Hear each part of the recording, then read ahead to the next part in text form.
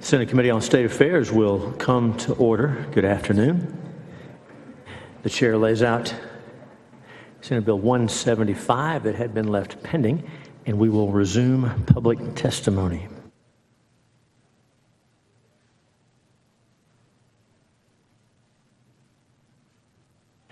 The chair calls the following witnesses to testify on, for, or against Senate Bill 175, and I'll call your name. Please make your way down to the table here and take a seat. We want to hear from you. The chair calls Fran Rhodes, Honorable David Billings, Honorable David Stout, Trudy Meyer. The chair calls Fran Rhodes, Honorable David Billings, David Stout. Very good, very good. Have a seat, please. And Trudy Meyer.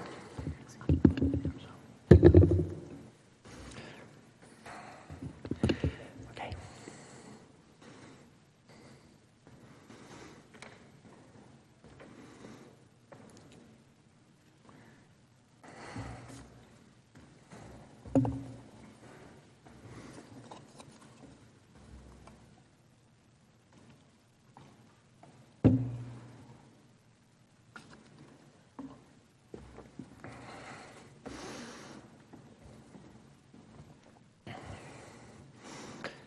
Yeah, like almost there. Okay, still looking for Fran Rhodes. So Ms. Rhodes, very well. Gentlemen, welcome. When you're have a seat, make yourselves comfortable. We always go, or usually go, from my left to your right. And so we'll start over here. Introduce yourself. Give us your testimony. How long do we have, Chairman? I beg your pardon? How long do we have for the testimony? 2 minutes. 2 minutes? Okay. Well, thank you very much, Mr. Chair, honorable members. My name is David Stout. I'm a county commissioner in El Paso, Texas. I'm here representing my county, my precinct, and myself, and I'm here to testify against SB 175. County government is complex as a state government, and commissioners' courts have so much work to do in our communities. I've been told that the state legislature likes to hear from local elected officials, so I try to come up here a couple times each legislative session and testify. I also know that communities like mine that are far from the capital many times are forgotten and left out if we can't communicate with the state legislature. That said, you all know that the work over these 4.5 months of regular session and sometimes more time in special sessions is more than what takes place at these hearings. And you know that my colleagues and I can't and shouldn't be here every day. You also know that more than 9,000 bills have been filed this session, and over 3,000 of them involve counties in some way. I don't have the capacity to track all those bills. It takes full-time experts to track and participate in the development of a concept as it becomes a bill, and as a bill is shaped over the weeks and months. That's why we have professionals to follow the process and keep local policymakers deeply informed. That's why all of you also count on so many full-time staffers to advise you regarding on all of the bills that are filed. Sometimes you even rely on the experts that counties employ to help you at the state. For example, do you all remember the fiasco with the juvenile justice system last year? If counties had not provided services to house and treat the kids that were responsible to the state, the entire juvenile justice system would have crashed. It was the Texas Conference of Urban Counties and the County Judges and Commissioners Association that coordinated the efforts with the TJJD and worked to reverse their decision and reopen some services to save that system. Organizations like the CUC and its members work to protect taxpayers every day, such as helping quantify the cost of state services that are shifted to local taxpayers, and they work to help us address those issues. These experts are often former legislative staffers and/or subject matter experts who understand the nuances of state government. They catch things that those of us that are not experts on state government miss, and that's why you all hire state lobbyists to go to Washington, D.C., and it's wrong to deny your constituents the same right to that advocacy at the state level. Thank you very much. Thank you, Commissioner. Mayor, introduce yourself. Give us your testimony. my name is David Billings. I'm honored to be the mayor of Fayette, Texas, and I come here often, as some senators probably know by now. I'm here to provide testimony against SB 175 on local communities throughout Texas. As legislature, each of you have a hometown someplace in Texas that you consider special. Your city is special because of local decisions that made and shaped the character of your city you represent. As a reminder, the Texas State Constitution, Bill of Rights, Section 1, summarizes that Texas is a free, independent state, and the right of local self-government shall remain unimpaired. Communities would have the right to grow their cities into unique and great places to work, live, play, and learn.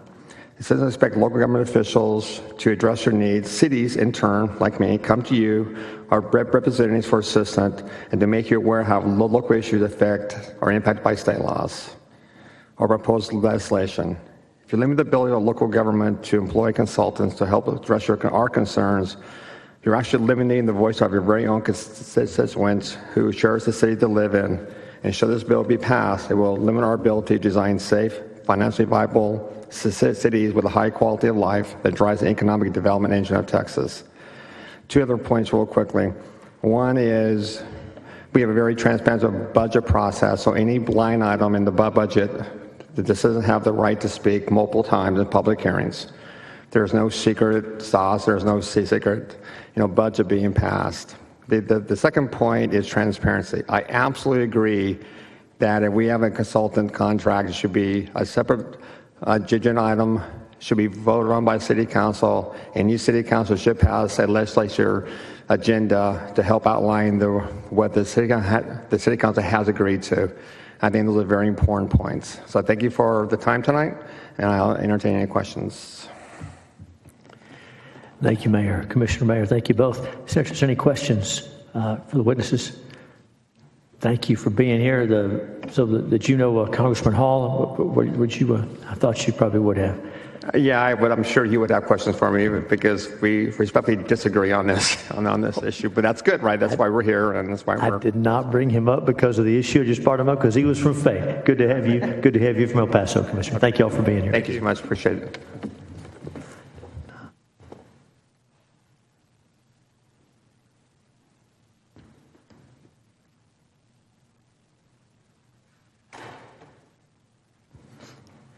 The chair now calls Zach Davidson, Constable Justin West, Iwan Blackman, Jennifer Simpson, Goldie Sunshine. Again, the chair calls Zach Davidson, Honorable Justin West, Iwan Blackman, Jennifer Simpson, Goldie Sunshine.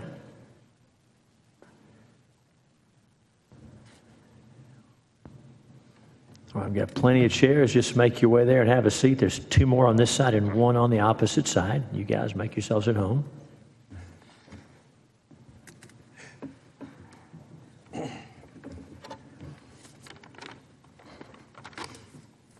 All right, once you get situated, you get close enough to the microphone, make sure it's on, and we'll begin over here on your right, on my left.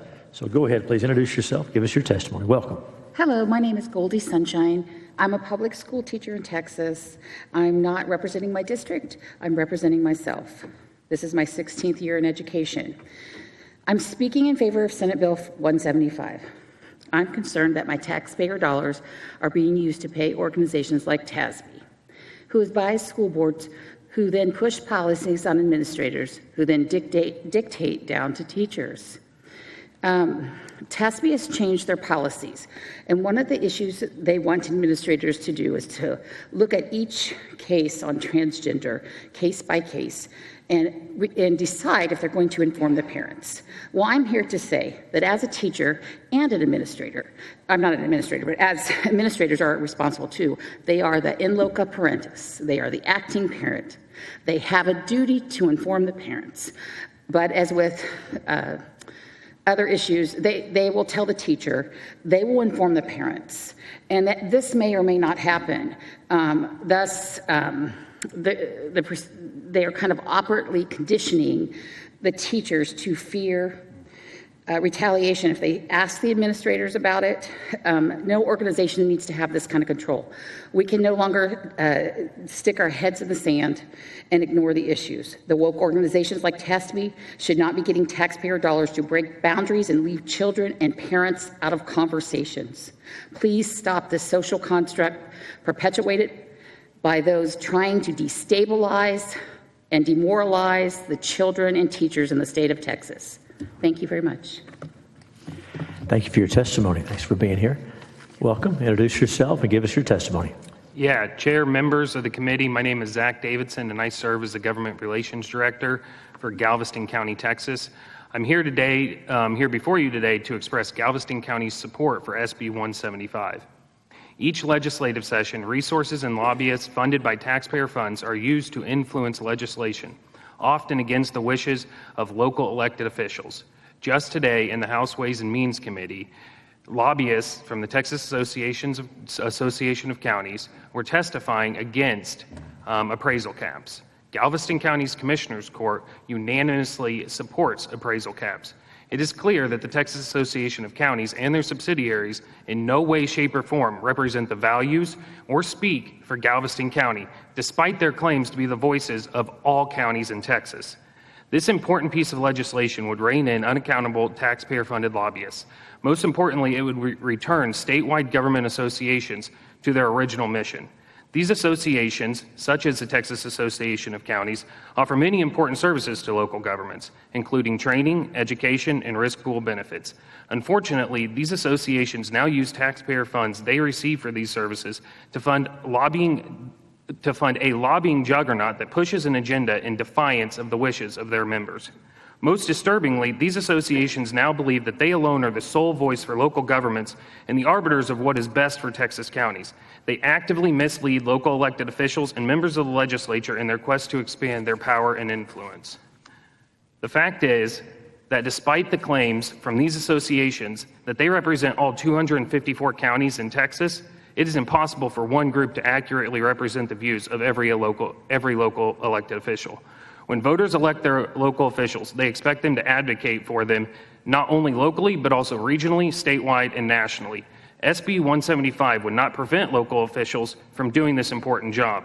SB 175 would serve to level the playing field for local elected officials by keeping taxpayer money out of the hands of lobbyists. I believe you all have received a letter from Commissioner Darrell Atfel from Galveston County, County Judge Mark Henry from Galveston County, as well as the resolution passed by the Galveston County Commissioners Court. Thank you for your time. Thanks for your testimony. Welcome. Introduce yourself and give us your testimony. Good evening, Mr. Chairman, members of the committee. I'm Justin West. I'm the elected constable for Galveston County Precinct 4. I'm here as an elected office holder from Galveston County, and I'm speaking in support of Senate Bill 175, or commonly known as the taxpayer-funded lobbying bill. As allowed under current state law, any elected official or employee of a local subdivision, government subdivision, can come and speak to legislators. We are not going to be prohibited from doing that. This bill does nothing to prohibit that. As well, it simply stops expenditure of tax dollars for paying for registered lobbyists for lobbying efforts. And in discussing this, I want to point out that this is specific to that act. In addition to being an elected office holder, I'm also a member of the TAC core legislative team. I'm a member of the JPCA, which is one of the affiliate organizations. I'm a member of their legislative team as well. And part of that team, every time we meet, we talk about how they're not able to take a position on a bill. What they do is they track and they inform the membership and they garner feedback for legislators on what the membership says. Now, that's not just them, it's all state agencies, and it appears that these state agencies have decided to either ignore or forget that that is their charge. So a lot of the state agencies will form their own opinion. They will bring in money and put money towards these registered lobbyists to go and do that will of whoever decided what that opinion would be. So as we appreciate what the intent of these associations was designed to do. For example, TAC has the risk pools, the insurance pools. They do the legal counsel. They do the training conferences. Those things are great. But for them to take away from what we do, for example, the Galveston County Treasurer's Bill that's coming up, I know that my affiliate organization has taken a stand even before the bill was filed that they're going to be against it, not knowing what's in it. And in talking to the leadership of the committee, that was what the executive board decided to do. I'm against that. And again, as an elected official, I can take my own stand on that.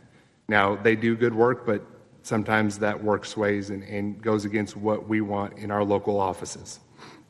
So taxpayer-funded lobbying continues to grow and now accounts for millions of dollars of taxpayer money being spent influencing legislature and their legislation. The lobbying effort is funded through many of the state organizations or associations through tax dollars. I pay my own dues to these associations because I don't want tax dollars going to some of the other things, so that's out of my pocket. While it's a benefit to local government by providing these much-needed training, education, risk pool, associations lobbying their own agendas directly against local government.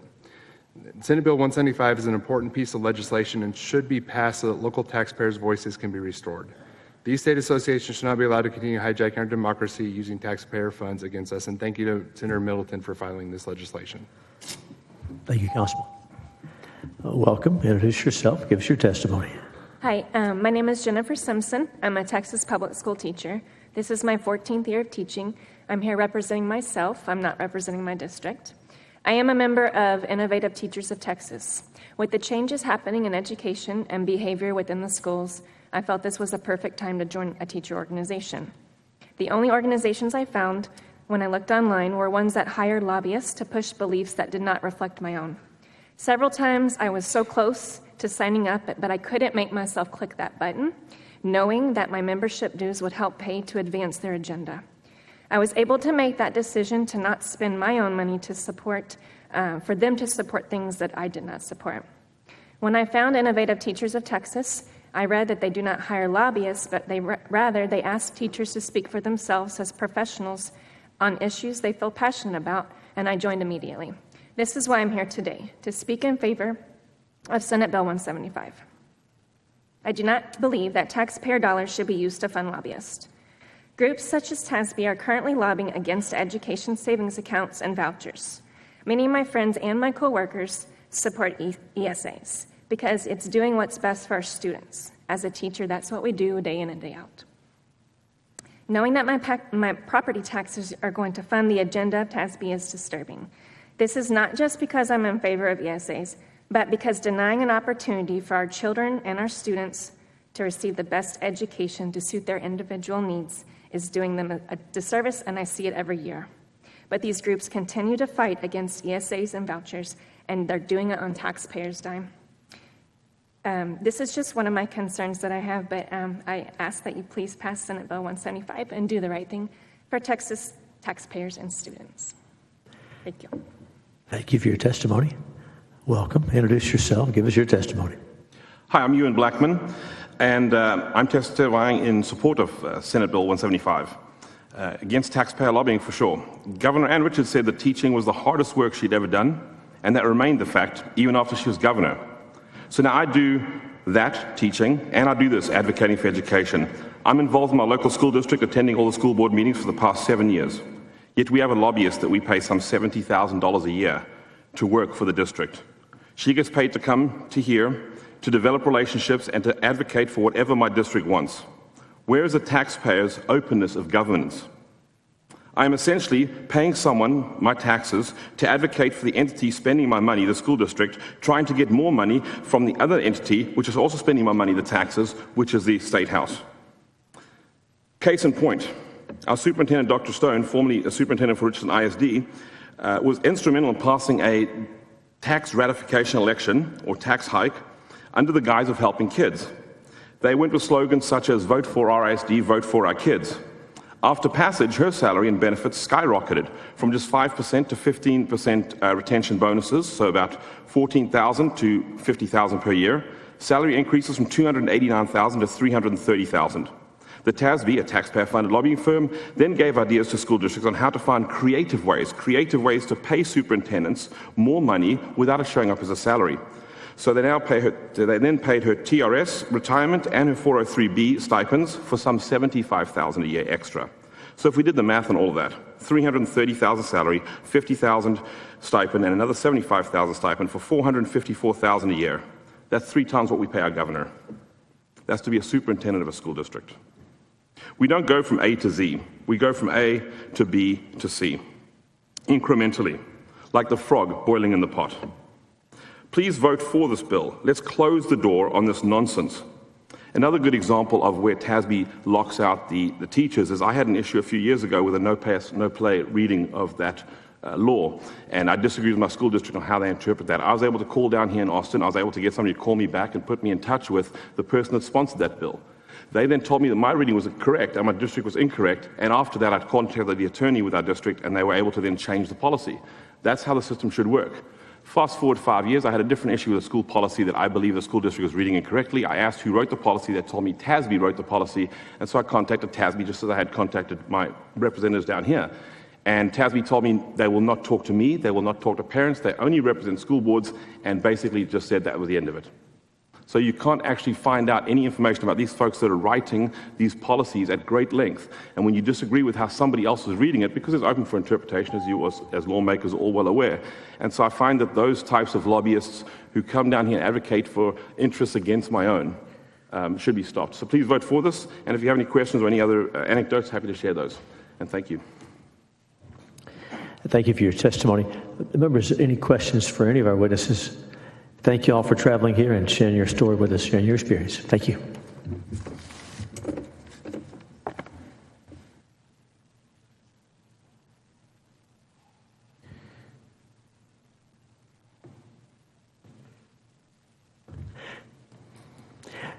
Chair calls Chief Deputy Jimmy Jackson. Jimmy Jackson, Sheriff Wayne Dickey, Sheriff Ray Safres, Mildred Hewlin, and Leah Hewlin. So again, Chief Deputy Jimmy Jackson, Sheriff Wayne Dickey, Sheriff Wayne Safres, Mildred Hewlin, Leah Hewlin.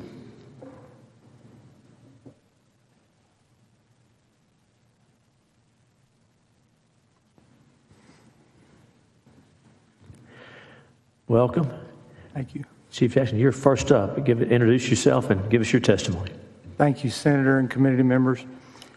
My name is Jimmy Jackson, and I'm the Chief Deputy for the Sheriff's Office in Smith County. I'm here today on behalf of my Sheriff's Office and the Sheriff's Association of Texas in opposition of Senate Bill 175. The consequences of this bill will silence one of the oldest and largest law enforcement associations in Texas. Losing the ability to utilize paid lobbyists for research and assistance on important law enforcement issues eliminates a united voice of Texas sheriffs at the Capitol and forces all Texas sheriffs to work independently. The money spent on dues to the Sheriff's Association of Texas pales in comparison to the amount of money we would have to spend to form our own legislative unit. Contrary to some of the testimony I've heard today, whether it's the Texas Association of Counties or whether it's paid lobbyists for the Sheriff's Association of Texas, they do not take a position on legislation. Rather, they gather research and gather information and allow the association and the sheriffs to form an opinion and deliver that united message at the Capitol. I've heard it talked today about calling our local senators, and I'm blessed in Smith County, Texas, to have Senator Hughes, who answers the phone and every text message I send him. I can only imagine how many more phone calls and text messages are going to go to Senator Hughes if I have to evaluate individually or hire a bill tracker to track all the pieces of law enforcement legislation. It's important that the Sheriff's Association has the ability to bring a unified front to the Capitol, and this bill makes it more burdensome, and I ask you to vote no on Senate Bill 175. Thank you, Chief Jackson. Sheriff, introduce yourself. Give us your testimony. Yes, Mr. Sheriff, thank you very much. I do give you great credit for attempting to pronounce my last name. My last name is Ray Cyphers is my name. I'm the sheriff in Hockley County, Texas. Don't worry, I've only had one teacher in my entire educational career get it correct on the first try. I'm here in several capacities today, really representing, yes, myself, but also the citizens of Hockley County. I did hear some testimony earlier today that talks about how disconnected some lobbyists and some associations may be from their local communities. And I'm here to tell you that I think the Sheriff's Association of Texas is not that way. If you want a direct line back to the citizenry of your community, go talk to your sheriff. My wife, at one time, used to leave me in the grocery store because I would go with her and go shopping trips, and she started to dread that for a while because I would get stopped in aisles. And we would talk about local issues, local public safety matters, concerns of our constituents, those who put us in office. Continually, we would have those conversations. And from there, from the grocery store to our office to Austin, those issues come. And we are connected. If you want to see someone who's connected, look at your sheriff. The Sheriff's Association represents not only our employees, not just the elected sheriffs and our deputies and our jailers who work so hard for us every day. We've got a membership of associate members of over 28,000 citizens in Texas we represent. And we are their voice. And then we also, again, we do employ lobbyists, to be sure. And they come after us to say, what is the issue that's affecting you at the local level? And how can this be addressed in Austin in the best way possible? And he is absolutely correct that any dollars that would be spent are minuscule compared to what it would be if we had to go out and hire our own folks. Essentially what is going on at the bill as it's written, I can tell you, it essentially makes us choose between two sides. You are a training facility. We do offer outstanding training across the state to our deputies and to our other sheriffs. Couple that with, if we pay for that training with our local funds, we are now becoming or funding a lobby organization, if I understand this correctly. So I ask you to reconsider this and look at this and vote no. Thank you very much. Thank you, Sheriff. Sheriff Cyphers, Senator Perry has a question for you. How did I do? Cyphers? Thank you for coming from Levelland, Texas, in my district. And I think I have text from you that actually wasn't about Senate Bill 175. So you've got my number. We typically, can connect with each other pretty well. But you're a very solid example of an engaged sheriff in Hockley County. But not only that, but just in the area. So I do appreciate what you do. And thank you very much. You do a good job with some challenges sometimes. It is, and I know, and we have had conversations, much like I have with my representative, about some things over the years, different sessions, and we seek to continually improve. I know this legislature, and like legislatures before it, continue to try to improve policing, and we are a voice to tell you what that looks like on the ground.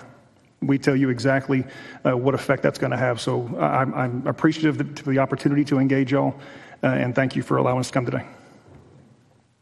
Thank you, Sheriff. Sheriff Dickey, introduce yourself and give us your testimony. Thank you, Mr. Chairman, committee members. Wayne Dickey, Sheriff of Brazos County, Texas. Senator Schwartner, good to see you, sir. I'd like to reiterate many of the things that the other sheriffs have shared with you quickly. As I said and listened to the testimony today, there's certainly some challenges that have been brought about listening to the testimonies about school districts and other things like that that are certainly need to be addressed. The point I would like to reiterate is that that's not the story with the Sheriff's Association of Texas. That we've got an engaged leadership in that organization that reaches out to sheriffs frequently to get information out about various bills that impact local safety, local sheriffs, and we have an opportunity to participate through Zoom calls and other meetings to provide our positions and our opinions that then the Sheriff's Association and their lobbyists can bring to the Capitol and share with legislators. And we believe that we have that opportunity to actively influence those positions, where it sounds like in some cases that is not true. Some of the concerns that we've touched on is cost. I know one suggestion is that we could hire personnel to do this bill tracking and other work in our offices, and then participate in discussions with our members directly. As you can see, it would be difficult to have a couple of hundred staff members across the state trying to do this independently, where it's much more efficient to do it, much more fiscally conservative to do it together. Thank you for the opportunity. Thank you, Sheriff. Senator Menendez. Thank you, Mr. Chairman. I wanted to see if I could help the sheriff finish that thought. So, Sheriff, what you're saying is that rather than adding personnel or FTEs to your full-time equivalents to your staff for something that occurs every other year, wouldn't it be more cost-effective for, as an association, all of y'all to share in the cost? You pay your dues, and then you have your say, basically what you were talking about, the tracking that occurs and all that. rather than you having to go to your county commissioner's court and county judge asking them for an increase in your budget and decrease up and down and then you're at the whim of whether or not you're going to get that approved. So this is just a cost-effective way of sharing those expenses and being represented, correct?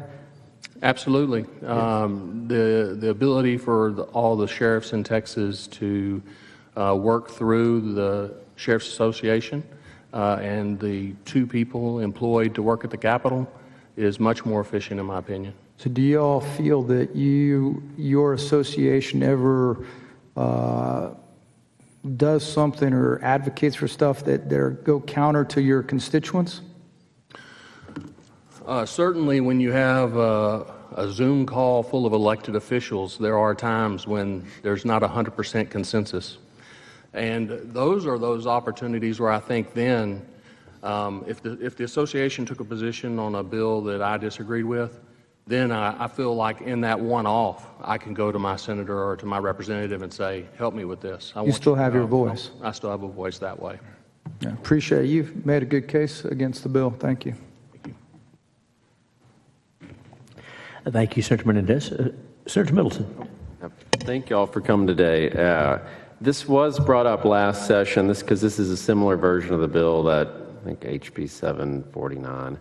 And in the testimony at that time from, I think it was a Polk County Sheriff, somewhere in East Texas. Anyway, he did not say that it impacted the Sheriff's Association directly. He said it impacts counties, and that's why he was against it at the time, which is one of the things that we addressed with the committee substitute here, where we struck the repealer, right, that I hope y'all saw that. If not, I'll give y'all a copy of the committee substitute here that struck the repealer in 89002, which is basically explicitly laying out that counties can associate. So we put that back in the committee substitute. But just to be clear on who the bill applies to, so for the purposes of associations, it only applies to associations that primarily represent political subdivisions of the state.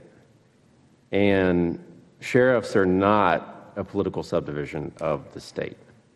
Obviously, counties are, cities are, school districts are, but the sheriff's offices themselves, it's elected office, constitutional, that is not a political subdivision of the state. So that provision of the bill would not apply to the Sheriff's Association, since you don't primarily represent political subdivisions of the state.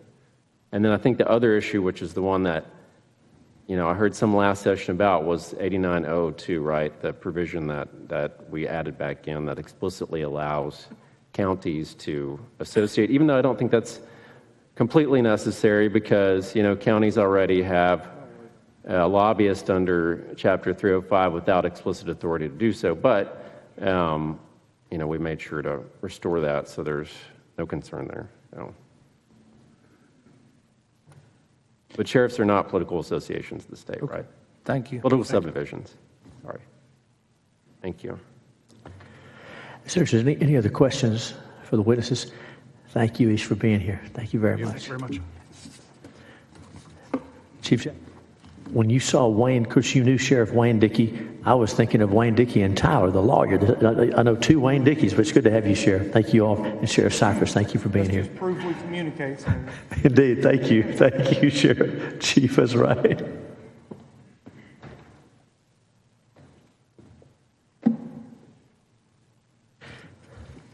The chair now calls Honorable Chris Woolsey, Honorable Chris Woolsey, Honorable Stephanie Looper, Honorable Scott Bowen, Tom Forbes, Bill Kelly. So, Councilman Chris Woolsey, Trustee Stephanie Looper, Trustee Scott Bowen, Tom Forbes, Bill Kelly, and we'll also call Susanna Hewlin. Susanna Hewlin, if you're still here and wish to testify. Very well. Welcome. Ms. Lipper, good to see you. Thank you for your text earlier. Introduce yourself. Give us your testimony. Good to have you. Thanks. My name is Stephanie Looper, and I'm a trustee for Bullard ISD. As a member of the Texas Association of School Boards, I'm here representing myself and TASB to testify in opposition of Senate Bill 175.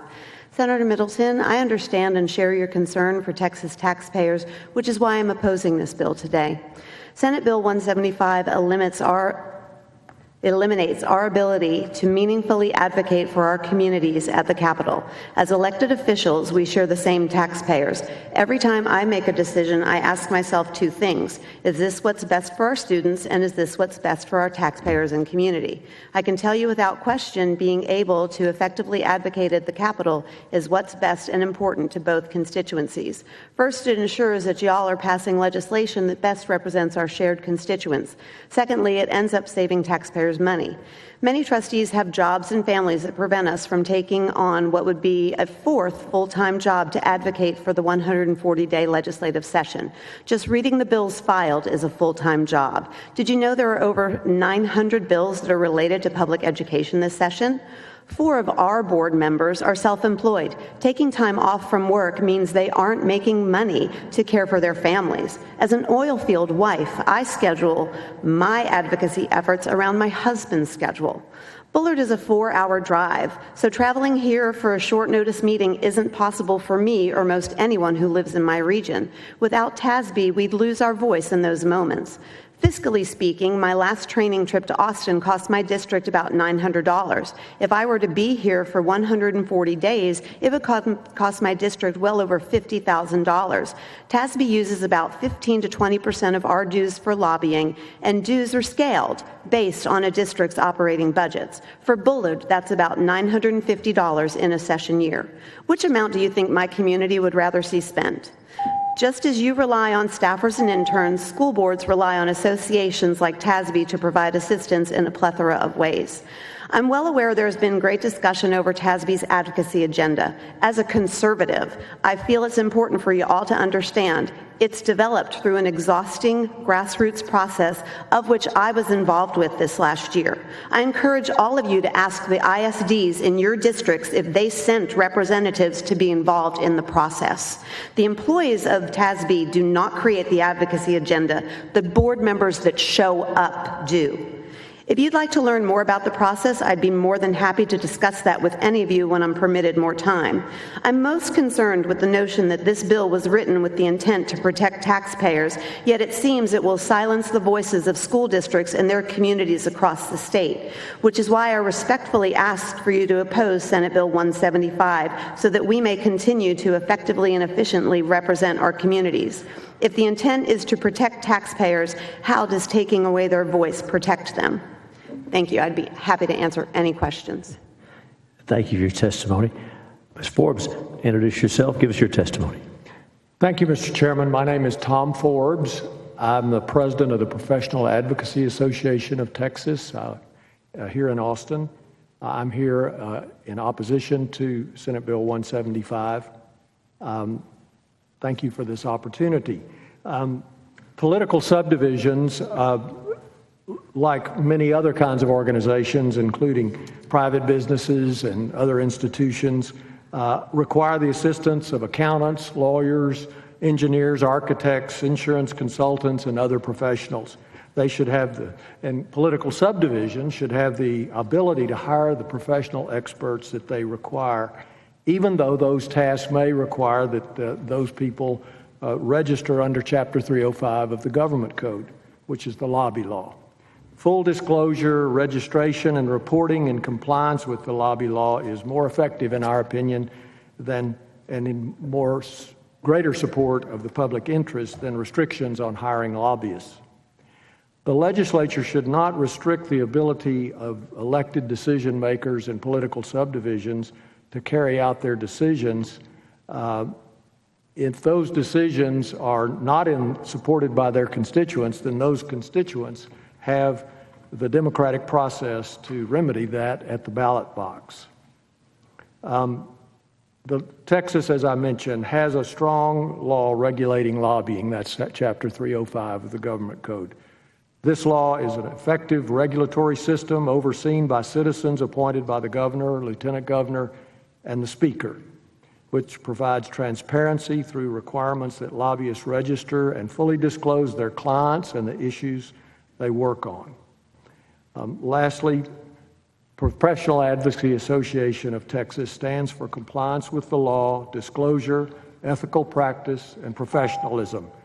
Our members happily comply with whatever requirements the legislature and the Ethics Commission enact to regulate our work.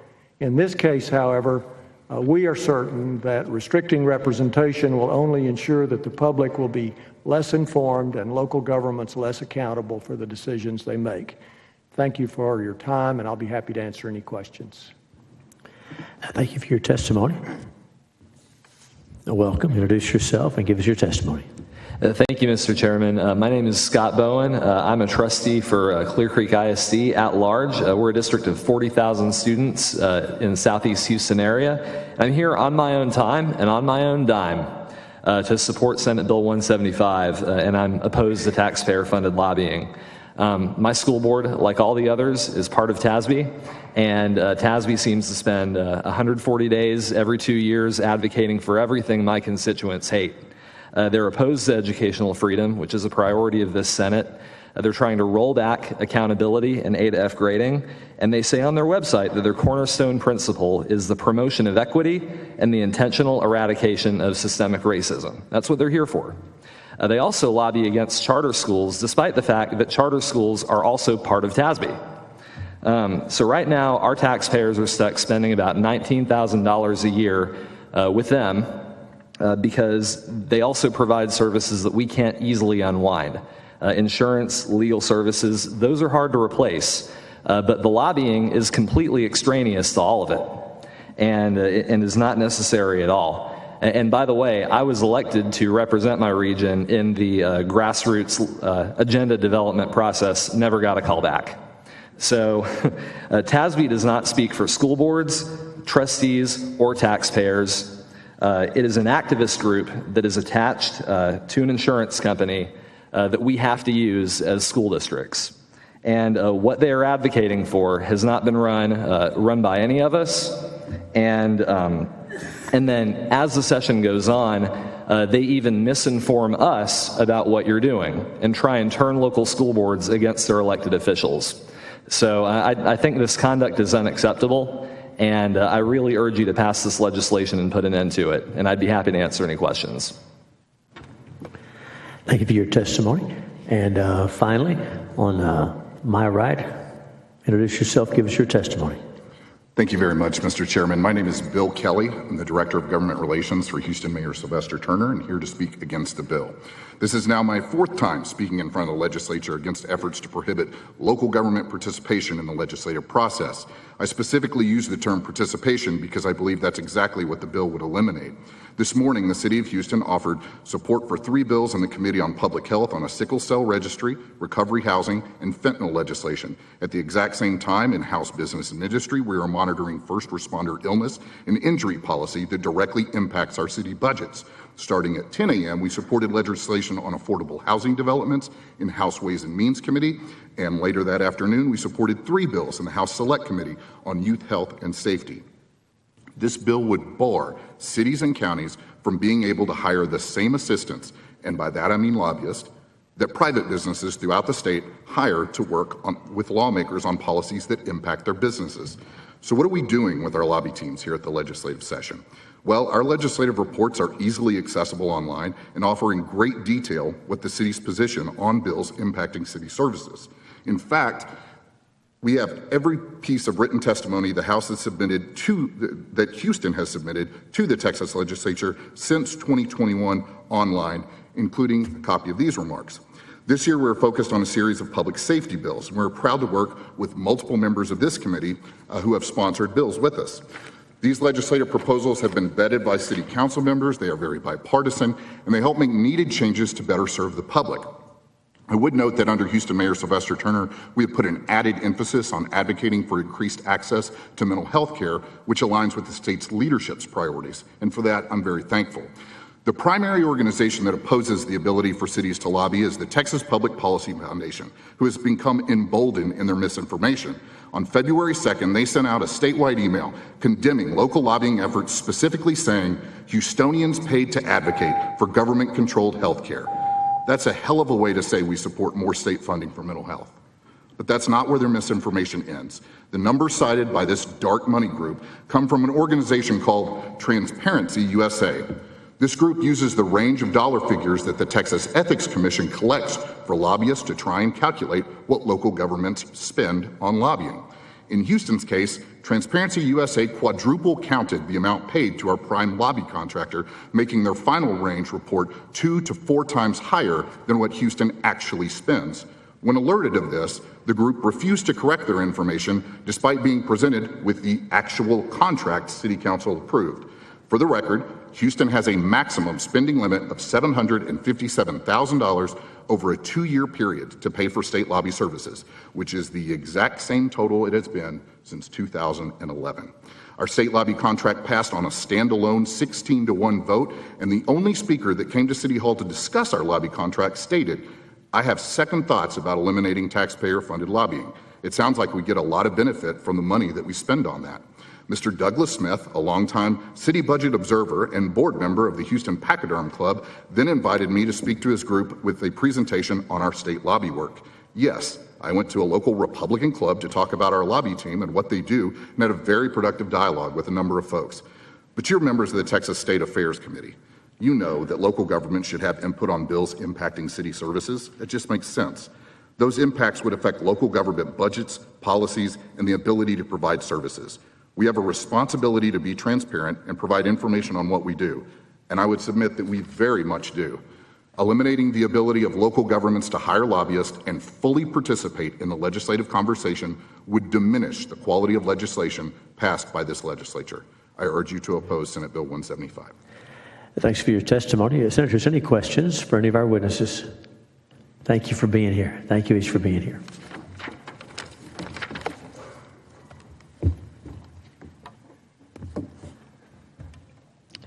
The chair now calls Josiah Hewlin, Paula Hilliard, Commissioner Jen Crownover, Richard Bonnert, Honorable Jennifer Henderson, Honorable Mary Bone. So we're looking for Josiah Hewlin, Paula Hilliard, Commissioner Jen Crownover, Richard Bonnert, and Treasurer Jennifer Henderson, and Trustee Mary Bone.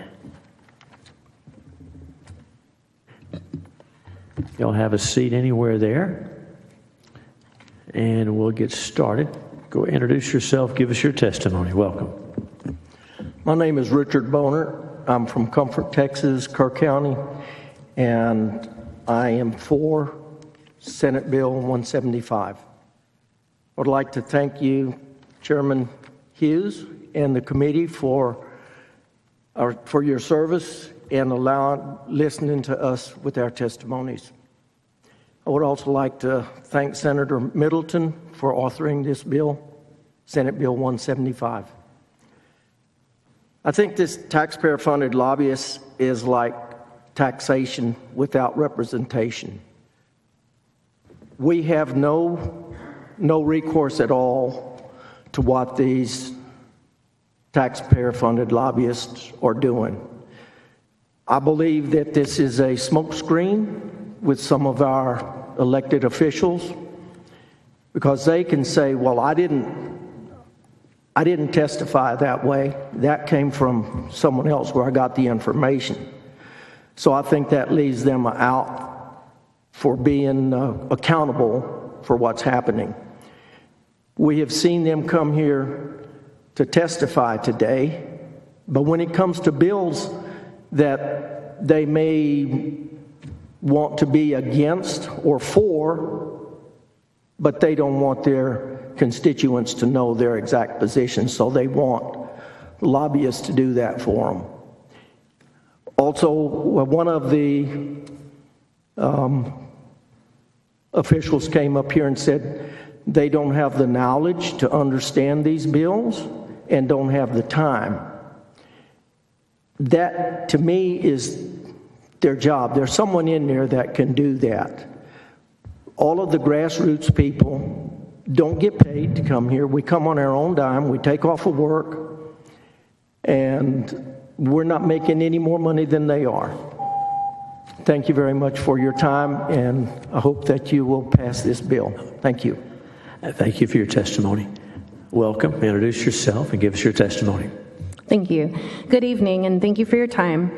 My name is Jen Crownover, and I'm a commissioner in Comal County, Precinct 4. I'm also an officer of the County Judges and Commissioners Association of Texas and a prior president of the South Texas Association as well.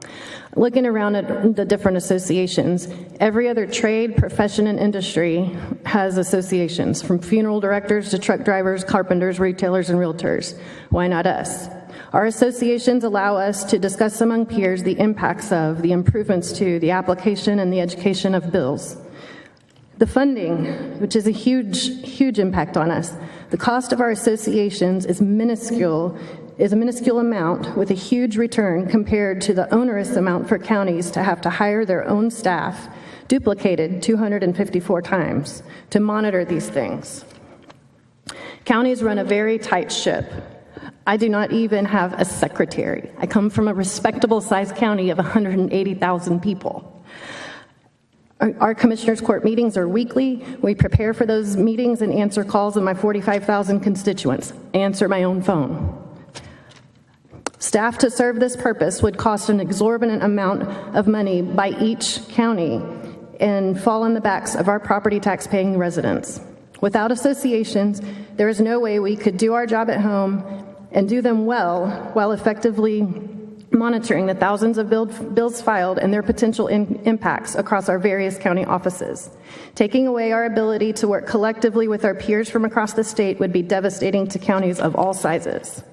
The intent, I absolutely understand the noble intent and the spirit of this bill and all the potential misuses in some venues, some of which we've heard about in some egregious examples in previous testimony today on this. But this bill reduces to a very catchy bumper sticker, and no wonder there's support for it. I cannot speak for other government entities because there may be waste and misuse that created a need for a bill like this.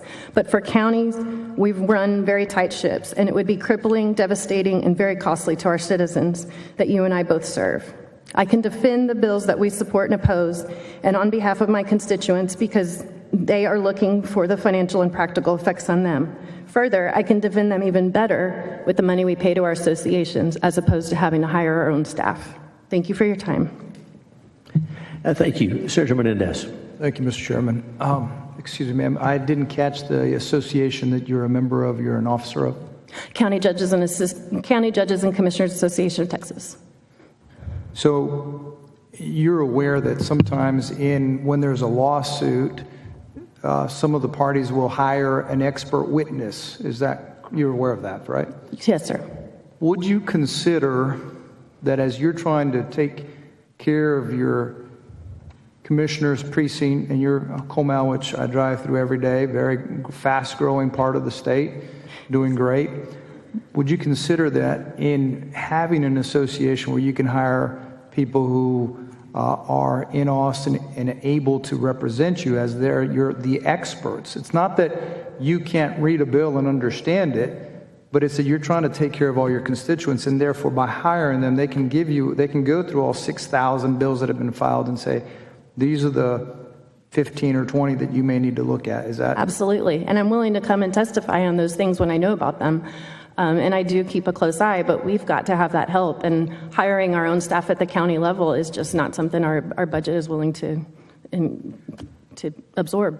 Would you consider yourself someone who is liberal in your spending practices or conservative? Very conservative. Thank you. Thank you, Mr. Chairman. Thank you very much. Please introduce yourself. Give us your testimony. Good evening. I'm Jennifer Henderson, the Schleicher County Treasurer, and I'm here to testify in opposition to Senate Bill 175. County officials rely on the Texas Association of Counties and our state associations to be our representative voice and to help us effectively communicate with the legislature. I have pressing fiduciary duties in my home county that include receiving all deposits and dispersing all county funds. It is challenging for me to regularly travel to Austin to convey support or concerns on relative legislation. Schleicher County's general fund operating budget is only $3.2 million, and last year we spent just under $2,800 in dues to state associations for all elected officials and TAC combined. TAC does not take a position on legislative issues for county government, but their legislative department does help me monitor the thousands of bills that are filed every session. Over 9,000 were filed this session, and I need help keeping track of which ones could affect my office and my county. Small counties' travel budgets and staff are very limited. I have a staff of myself and one other person, and this proposed legislation feels particularly as though it could limit rural elected officials' participation at the state level. We cannot afford our own on-staff lobbyists or governmental relations officers that some urban counties have. And if the information that I am provided through both TAC and the County Treasurers Association of Texas helps prevent just one unfunded mandate from affecting Schleicher County, then I would consider those dues very well spent. Legislators do need to know the at-home impacts of the public policies that they propose, and this legislation could make it much more difficult to share these points of view with you. Thank you very much for your time. And thank you for your testimony. And Senators, any questions for any of our witnesses? Thank you each for being here. Thank you very much. The chair now calls Ed Johnson. Ed Johnson. Judge Darrell Fowler. Judge Darrell Fowler. Trustee Chad Green. Trustee Chad Green. Ken Moore. Ken Moore. And James Quintero. James Quintero. So we're looking for Ed Johnson, Judge Darrell Fowler, Trustee Chad Green, Ken Moore, James Quintero.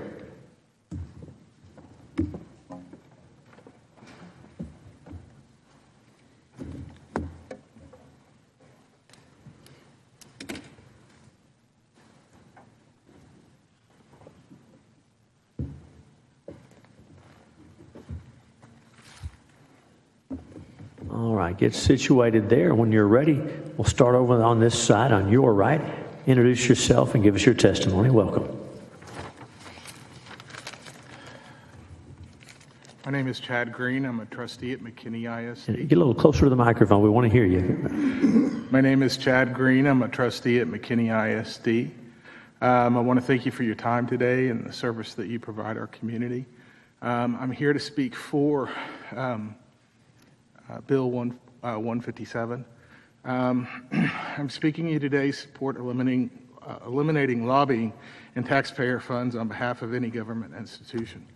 In particular with TASB. I have been fighting the pornographic books in libraries for about a year and a half, and this is being driven by the policies that TASB inputs into school districts, and trustees just say, oh, this looks great, and votes it in.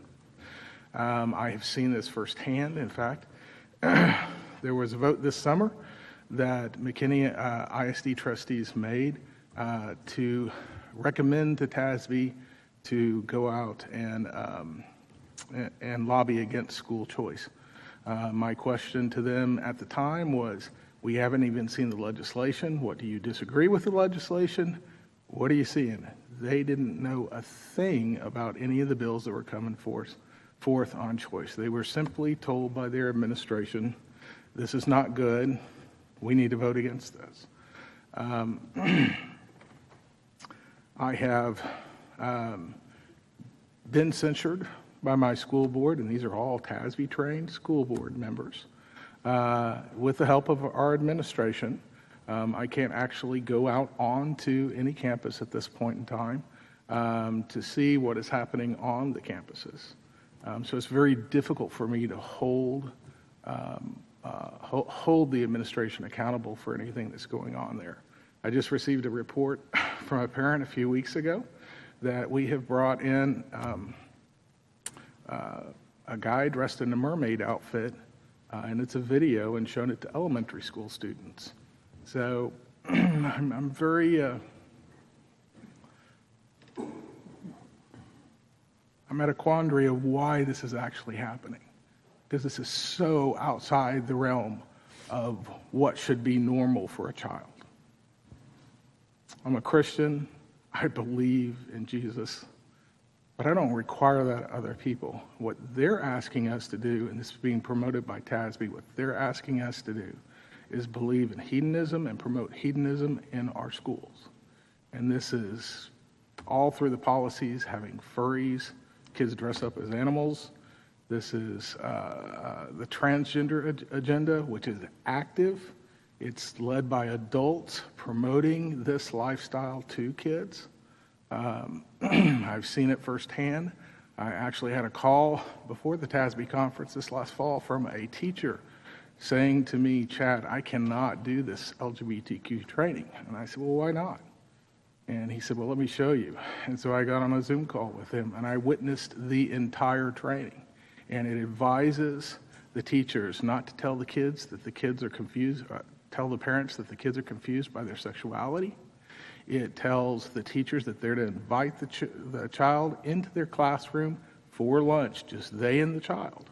And then they're supposed to coach the child on where they can go for gender-affirming care through different clinics in McKinney.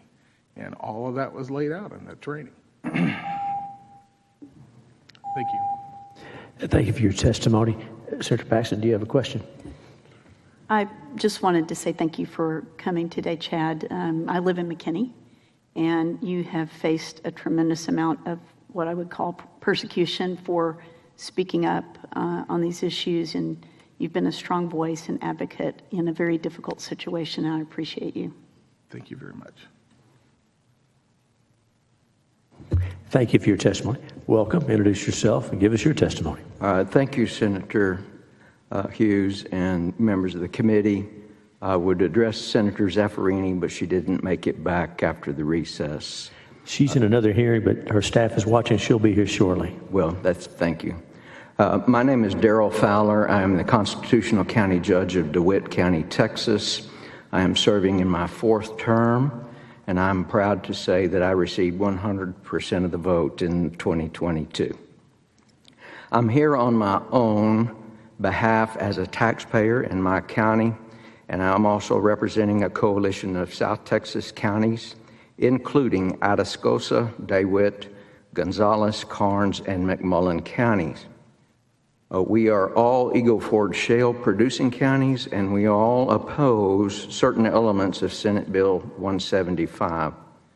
We specifically oppose the provision on line 10 of the layout that would prohibit and prevent us from using public funds to employ the services of 305 registered lobbyists. And we have various reasons for that, and all good ones, at least we believe. We believe that our ability to hire a 305 registered lobbyist in 2012 made a huge impact on our ability to survive the onslaught of what is known as the Eagle Ford Shale, which is one of the highest producing severance tax plays in the whole state of Texas.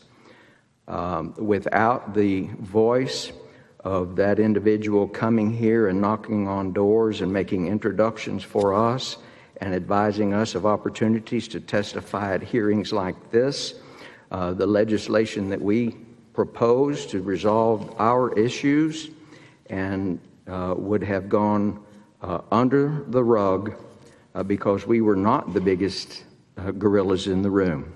Although we have a great relationship with Texoga and TIPRO, may I have another minute, please? Yeah, go ahead, Judge. Just kind of get to the close of your thought. We're listening to you. Go ahead. Okay, thank you. Texoga and TIPRO and the pipeline associations are the biggest gorillas in the room. They're here all the time. We would not have been able to pass Senate Bill 1747 in the 83rd Legislature without the help of our consultant. That bill has sent $500 million of GR funds back to counties to repair the road damage caused by the oil and gas industry. Without his help in the 84th session, we would not have been able to pass House Bill 2521, which was the bill that brought back currently $50 million worth of oil revenue that was produced under our county roads. We oppose this bill because it would silence our voice and leave nobody in the room to talk to you and educate you on these subject matters except TIPRO and the big players. And we certainly respect the duty you have to do. Thank you. Thank you, Your Honor. Thank you for your testimony. Welcome. Introduce yourself and give us your testimony. My name is Ken Moore. I am State Republican Executive Committee member for Republican Party, Senate District 11. I'm here to represent the SREC and the Republican voters in Senate District 11. And I'm here to testify in favor of Senate Bill 175. As this session unfolds, you're going to have many of these taxpayer-funded lobbyists coming here arguing for keeping taxes and fees in place. They're going to be arguing why one program or another should continue to be funded. They'll be arguing why one agency or another should not be subject to the Sunset Advisory Commission. Now, I am a retired machinist, and it generally costs me about $100 to come from Pearland to Austin to testify like this. Round numbers, food, gas, etc. That doesn't break my bank, but it does have a significant ouch factor. When they come, they will come with tens of thousands of dollars at their fingertips to spread around. They will have an army of researchers at their disposal, and they will have expensive, beautiful publications to paint a pretty picture of whatever they're arguing for. When I come here to address you because Texas is spending too much money on things they shouldn't be, and my taxes are too high, I come with the $200 refurbished computer and whatever information I can get off of Google and news outlets. If a private company comes here to lobby, they spend their own money. When lobbyists for government entities come here, they come here using my money to spend. If a private company uses my money, that is money they got from me, they receive that money from me by selling me something that I need or want. When taxpayer-funded lobbyists get your money from me, government places a gun to my head and says, pay or we'll take your property taxes away. Anyway, I urge you to pass this bill. Thank you for your testimony. Senators, any questions for any of our witnesses? Thank you each for being here. Thank you for sharing with us. We're listening to you. Thank you all.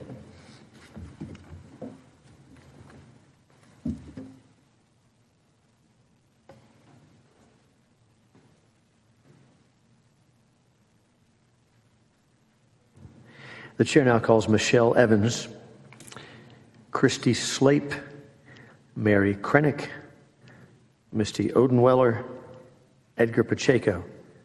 Again, the chair calls Michelle Evans, Christy Slape, Mary Krennick, Misty Odenweller, Edgar Pacheco.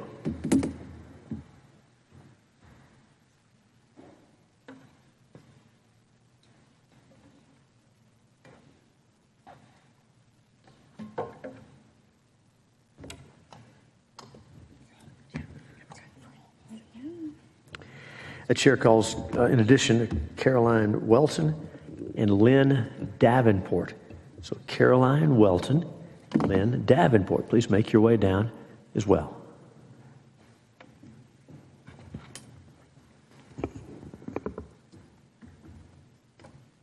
And we'll get started. If you're ready over here on your right, introduce yourself, give us your testimony.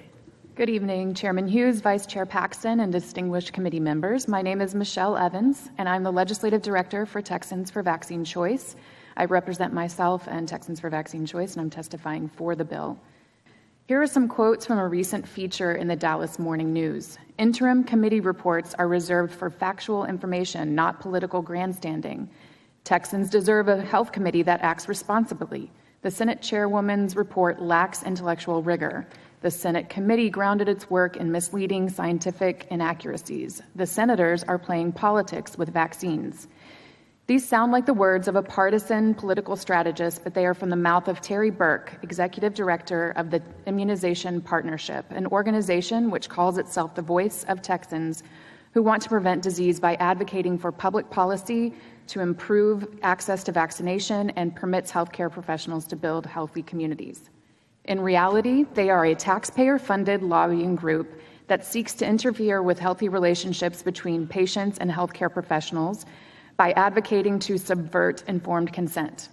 Rather than simply improve access to vaccinations, they have become the marketing firm for vaccine manufacturers, helping pharmaceutical companies sell their most lucrative and only liability-free products by promoting mandates.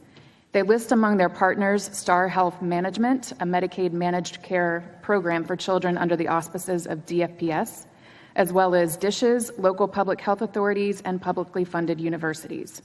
Through these partnerships, they are able to influence public policies such as mandated medical procedures, mandated enrollment in the state's immunization database, and public disclosure of immunization rates. They do all of this not just as a government partner, but as a recipient of state and local government grants to the tune of over $150,000. Though this amount seems like a drop in the bucket, they are using these funds to publish derogatory op-eds about our duly elected legislators and push private corporations' products. We have public health agencies at every level of government in Texas. We shouldn't be spending hard-earned tax dollars on lobbyists who work to diminish our rights and increase pharmaceutical companies' profits. Thank you, and I'll take any questions. Thanks for your testimony. Welcome. Introduce yourself. So I learned something new. I should sign in as a trustee next time. My name is Misty Odenweller. Thank you all for the opportunity to speak to you as a resident of Montgomery County, as a taxpayer, educator, and newly elected school board trustee of Conroe ISD. Congratulations. Also here on my own time and dime, speaking for myself. You already have an email from 2 other trustees from my district. One of the reasons I chose to run was because the district that I was so highly sought after when I was a graduating education major from Texas A&M in '92 seemed to have had a culture shift and change where parents, students, and teachers were no longer the focus of our district.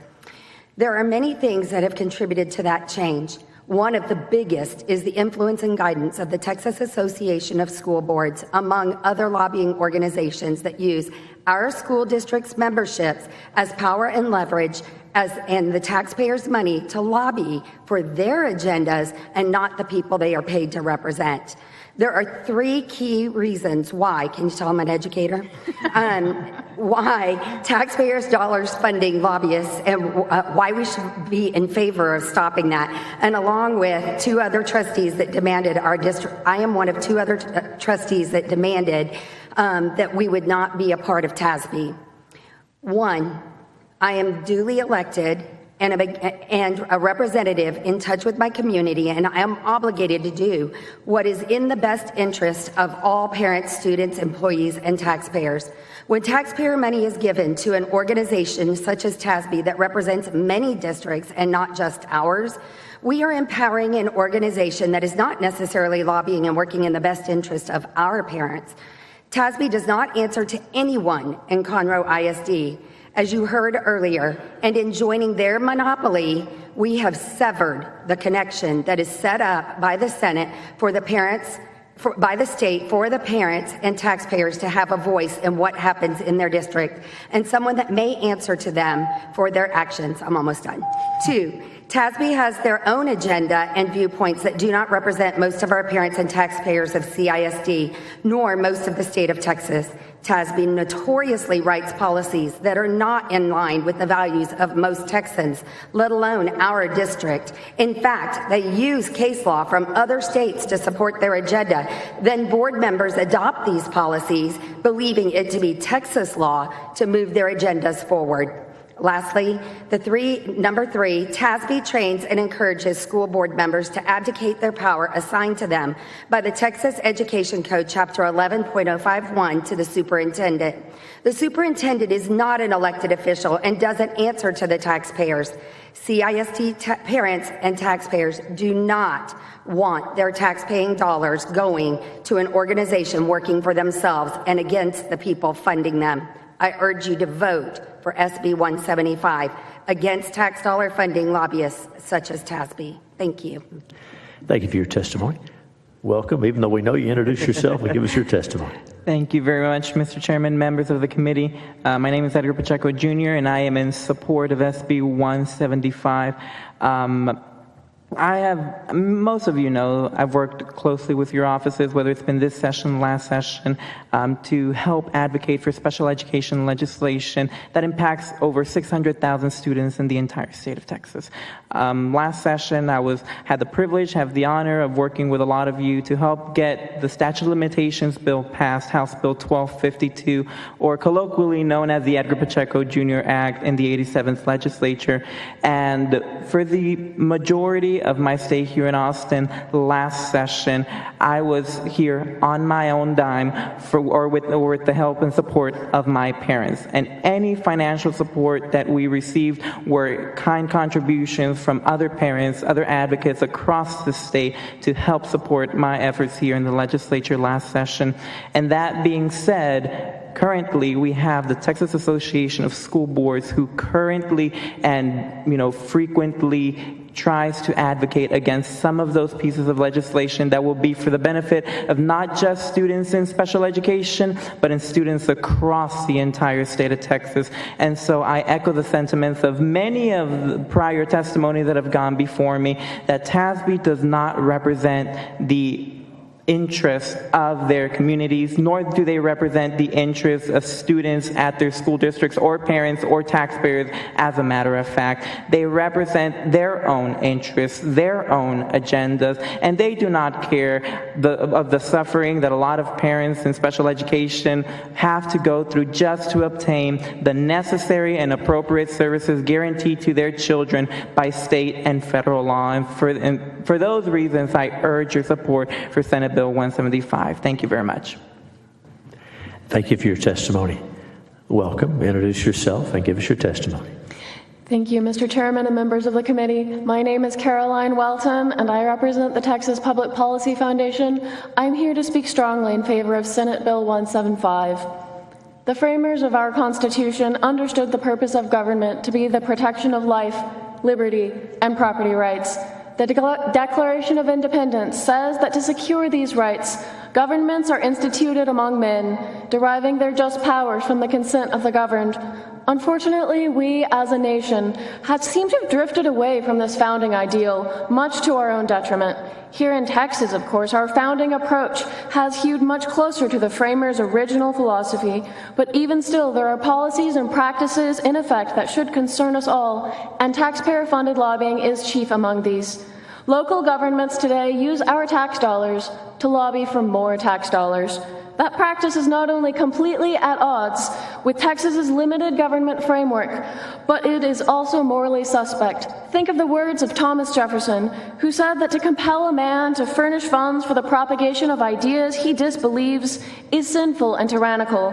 This is no small issue. Earlier this year, my colleague James Quintero and I published a new study documenting that local governments spent up to $75 million in 2021 to hire lobbyists to come to Austin and advocate for more spending, higher taxes, and bigger government, a significant increase from 2017 when we determined this amount to be $41 million. I should add that these figures do not include in-house intergovernmental relations lobbyists or membership dues.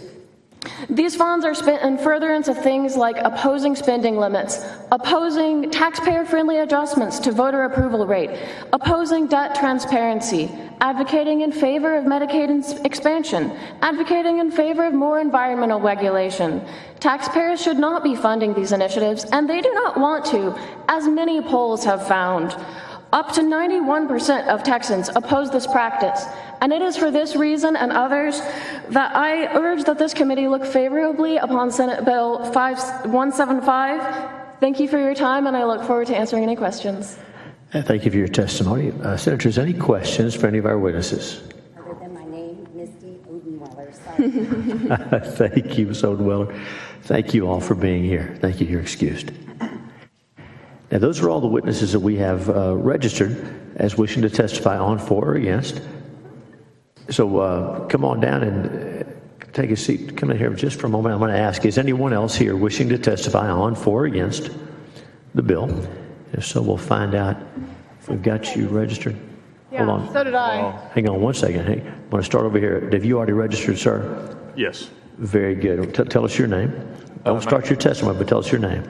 My name is Walt Smith, and I'm a county commissioner in Hays County, Texas. Commissioner, hang on just a minute.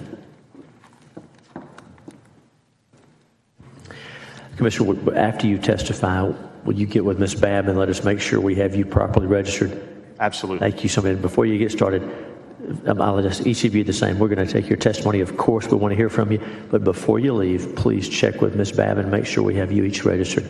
So with that, Commissioner, welcome. Introduce yourself. Give us your testimony. Thank you. My name is Walt Smith. I'm Hays County Commissioner, Precinct 4. I live just across the county line from Travis County and Hays County. I was privileged enough the last 3 Republican conventions to serve on the Legislative Priorities Committee. I'm also a member of the Council of Urban Counties, the Texas County Judges and Commissioners Association, and a member of TAC. And I'm here today on behalf of myself. I'm not speaking on behalf of my county. What I want to talk about specifically today is what I believe is truly a silencing of voices of more rural counties out in Texas. At the end of the day, there's over 3,000 bills that impact my county that have been introduced just this session. And every session, this legislature, I love our members, but at the end of the day, they burden counties with literally hundreds of unfunded mandates that are pushed down to the local level. And whenever you take the ability for us to impact legislation here away, you're taking that tool out of our toolbox. You're removing the sword that my constituents and I have to try to impact and fight on their behalf. I just used one example. During the 2015 session, my county was hit with possibly the worst natural disaster we've ever had. We had a tremendous loss of life in the middle of the legislative session. Right as things came to a head, at the end of the session, we had a massive flood event. We as county commissioners, it's our job to be there for our people. It's our job to stand there and hold their hands, make sure that the infrastructure is there and the needs that they have are met on a daily basis. There's absolutely no way that if we were to do our jobs that we would be able to be here in the State House, even given the geographic location that my county has so significantly close to the Capitol. I'm here because I choose to be here probably once a week, and I do it all at my own expense. I never ask any of those organizations or the groups that I'm a member of to ever foot that bill. And I do that because my constituents depend on me to be. You know, as we look at this conversation today, and if you would, I'd ask for 1 more minute, sir. As we look at this conversation today, I actually talked to my daughters. I've got 3 daughters, and they asked me what I was coming to talk about today. And I said, you know, I was helping them put together a new toy, of all things. And in my trying to explain this bill to them or why I'm here, you know, we've heard a lot about at least one specific organization today and why they are possibly the reason behind the introduction of this bill. And I couldn't help but draw the conclusion whenever I was helping them put this toy together that I just looked at my daughter who's 9 and I said, you know, I'm going up there, I'm putting the batteries in this toy. And I said, I'm going up there to talk about the kid that is the reason behind there being the label on this battery that says, don't eat the battery. At the end of the day, we're up here because all of us have toys. All of us have issues in front of the legislature, and we're trying to prevent some of the bad actors out there who may be the reason for this. I don't think that we need to tell all of our kids not to swallow a battery. We just need to teach that one organization not to. And I'll leave it at that. Thank you. Thanks, Commissioner. Welcome. Introduce yourself. Give us your testimony. Hi, thank you. Lynn Davenport. I live in Dallas, and I ran for school board in Richardson ISD in 2017. And part of my platform was to talk about this taxpayer-funded lobbying group, TASB, because it was training my school board to not listen to the taxpayers. And so I ran a data dive, kind of a deep dive on the data and the voting in my district, because I saw where 6 years there was only 1 no vote, and that was kind of a no, not yet vote. So they were voting in lockstep, 7-0. They're trained by TASB to do this, and for 20 years, Dave Lieber with the Dallas Morning News has been writing about TASB. and talking about how they train them in groupthink, and it's real, especially in an at-large district, which we're now single member.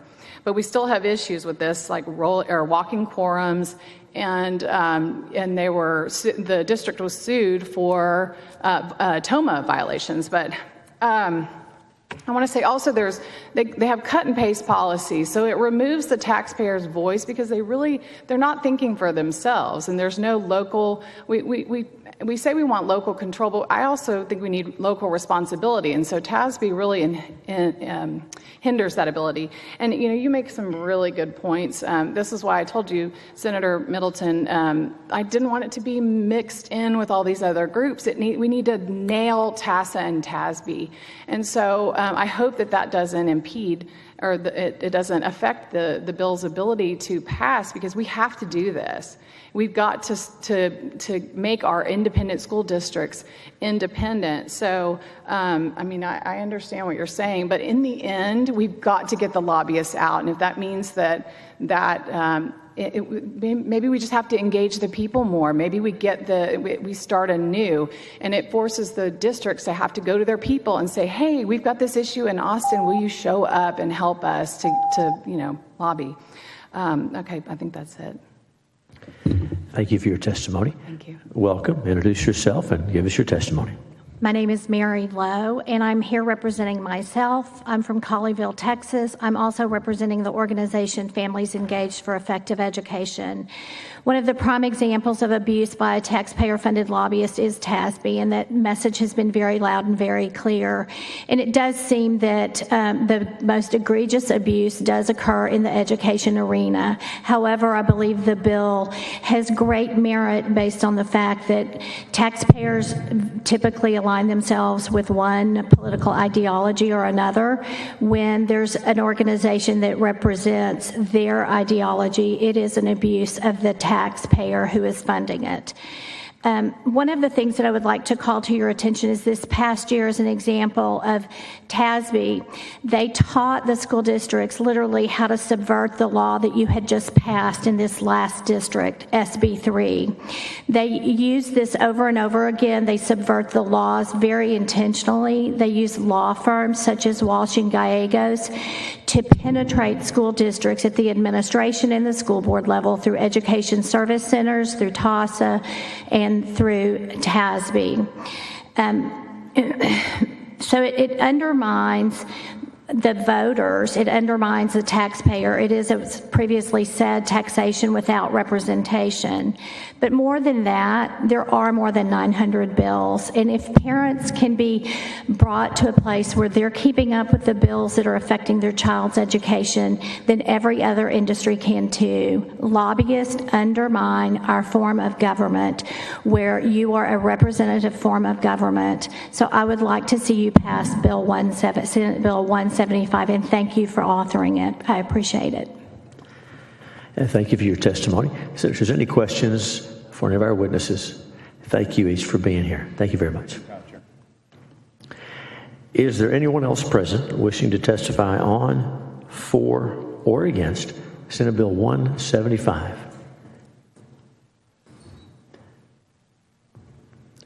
Very well. Public testimony is closed, and the bill is left pending at this time.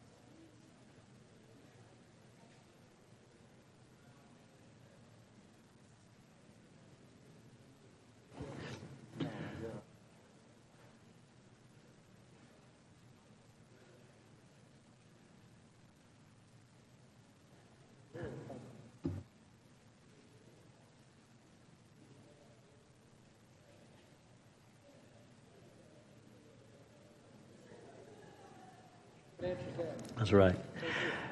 The chair now lays out Senate Bill 15, and recognizes its author, Senator Middleton, to explain the measure. Thank you, Mr. Chairman and members of the committee. Senate Bill 15 comes down to one thing: fairness. Fairness for something that generations of women have fought for, which is the opportunity to compete in college sports. Unfortunately, that opportunity to fairly compete in college sports for women is in jeopardy, and Title IX protections that have been so hard and so long that we have fought for are being eroded away. America is about equality of opportunity, which is why protecting the integrity of Title IX is so important. This bill helps ensure that hard-earned victories, athletic records, spots on teams, scholarships for our women athletes in college, and name, image, likeness sponsorships are protected by requiring that athletes in our public institutions of higher education do not compete on a team that is designated for the biological sex opposite of the student athlete's biological sex. Additionally, the bill protects women athletes from retaliation by an institution of higher education or by an intercollegiate athletic team for reporting or whistleblowing on a violation of this bill. Biological men are physiologically different than women. Adult males are on average 4.5 inches taller, have a larger and denser skeletal structure. Adult males, on average, have 36% greater muscle mass, jump 25% higher, throw 25% further, run 11% faster, accelerate 20% faster, and males, on average, are 30% stronger than females of equivalent stature and mass. Members, when we consider the physiological differences between men and women in the context of athletic competitions, biological men and women cannot fairly compete against each other, and that invariably takes away opportunity for female athletes. Teddy Roosevelt had a famous quote about the man in the arena daring greatly. What about the woman in the arena? We all hope every woman in this state has a fair opportunity at athletic excellence through achievement, and this bill protects that opportunity. I have a daughter. I hope for Martha Ann's sake that she has a fair chance and equality of opportunity to put in the hard work for her own athletic excellence through achievement. The next generation of women will likely not enter the arena at all if they do not think it's fair. Why would they make that sacrifice? As a legislature, we have taken the first step towards protecting fair competition for women already and passing protections for girls K through 12 sports. Now it is time to take the next step so fairness for female athletes is protected at all levels and finish the other half of the equation to protect all female sports. Students should compete on athletic teams based on their biological sex. And you can't have fair competition when women are forced to compete against biological men. The committee substitute that we're going to pass out is just a Ledge Council version with no substantive changes. And with that, Mr. Chairman and members, I yield for questions and also testimony as well that we have today. Thank you, Senator Middleton. Senator Menendez, did you have questions for the author? I do. You're recognized. Go ahead. Thank you, Mr. Chairman. Sir Middleton, I think you had mentioned that the necessity for this is because, and I don't want to put words in your mouth, but why do you feel it's necessary again? Is it because you feel that trans people would have an advantage physically? Or that's what I'm trying to figure out. This is a fairness issue. Just fundamentally, we can go and talk about the physiological differences as a fairness issue, so maybe that's perhaps the best place to start. One example is the world record for men's 100-meter dash is 9.58 seconds compared to the women's world record of 10.48 seconds. Of course, you're going to hear a little bit from Riley Gaines where Leah Thomas was 462nd place as a male, became first place competing as a female. And obviously, Martina Navratilova is a huge advocate for this issue because of the fairness aspect to it and the difference in the biological differences between males and females. We know up to about age 10, it's pretty similar. Boys and girls up to that age it's not a lot different, but then it begins to diverge at that point. And we have a lot of examples here. The Mayo Clinic said that there are social aspects to sport, but physiological and biology underpin it. So physiology and biology underpin it. So I have some more data here that I can go through if you'd like, but at the end of the day, it's really a fairness issue, and it's also making sure that we're faithfully upholding Title IX, which was passed about 51 years ago now, right? So that was passed as a fairness issue to make sure women had the opportunity to compete in a number of areas. And what this bill really does is reaffirm Title IX. So I understand what you're saying. My thoughts are that everyone's bodies are kind of on a bell curve. And so I think what you're saying, if I heard you correctly, is that you feel that male-born athletes are at an advantage over female-born athletes, is what I'm hearing you say. Do you have any concerns? Because my understanding, I know that the bill says it's got a fiscal note of 0, but are you aware of the NCAA statement in 2021 where it says inclusion and fairness can coexist for all student athletes, including transgendered athletes at all levels of the sport? NCAA statement said that there, quote, our clear expectation as the association's top governing body is that all student athletes will be treated with dignity and respect, and we're committed to ensuring that the NCAA championships are open for all who earn the right to compete in them. My concern is that if this bill passes into law, that potentially we would lose the ability to host NCAA championships. Not all of them are as well attended, but as you may be aware, the Final Four has brought in millions of dollars to the state of Texas. Do you have any concerns about that? Right. So that'll be happening in March.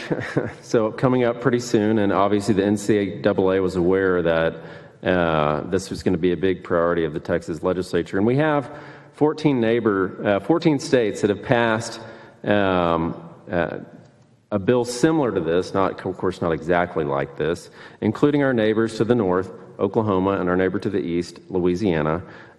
So those 14 states have not seen any retaliation so far, right? And I have spoken with the NCAA as well. They actually didn't even submit public comment in the proposed Title IX rules changes. They did not. And there was like 230,000 comments, and the NCAA was not one of them. And their bylaws, at the end of the day, end up being guidelines a lot of the times, because you look at the NCAA Constitution, and the NCAA Constitution says that they have to follow federal, state laws, and local ordinances, right? Mm-hmm. So if this becomes law, then per their Constitution, they're going to have to follow it. And, with the 14 states ahead of us on this particular issue, we have not seen that retaliation. We have not seen a loss of opportunity. We've not seen potential threats. That just hasn't happened. So it's my understanding that Title IX specifically prohibits discrimination on the basis of sexual orientation or gender identity. I'm not sure if you've researched that, but that's my understanding. I think you're referring to the Bostock decision. Is that? I'll need to look it up, but my understanding is that that's what Title IX is upholding, that they should not have any gender discrimination or identity discrimination. So I'll be listening to the witnesses and reading your committee substitute. So I appreciate you answering my questions. Thank you. Thank you, Mr. Senator. Thank you, Senator Menendez, and thank you, Senator Middleton. Any other questions? All right. If not, then what we will do is we will go on, and we have some invited witnesses, and the chair calls Riley Gaines, Jerry Shanteau, and Jade Dickens.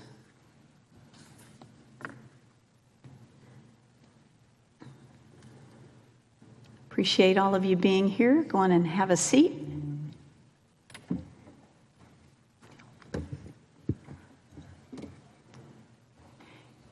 And I guess, Riley, if you don't mind getting started, introduce yourself to us, state your name, and then give us your testimony. Of course. Thank you, Chairwoman Paxton and distinguished members of the Senate Committee on State Affairs. My name is Riley Gaines, and I am a spokeswoman for the Independent Woman's Voice, and I urge you to pass Senate Bill 15.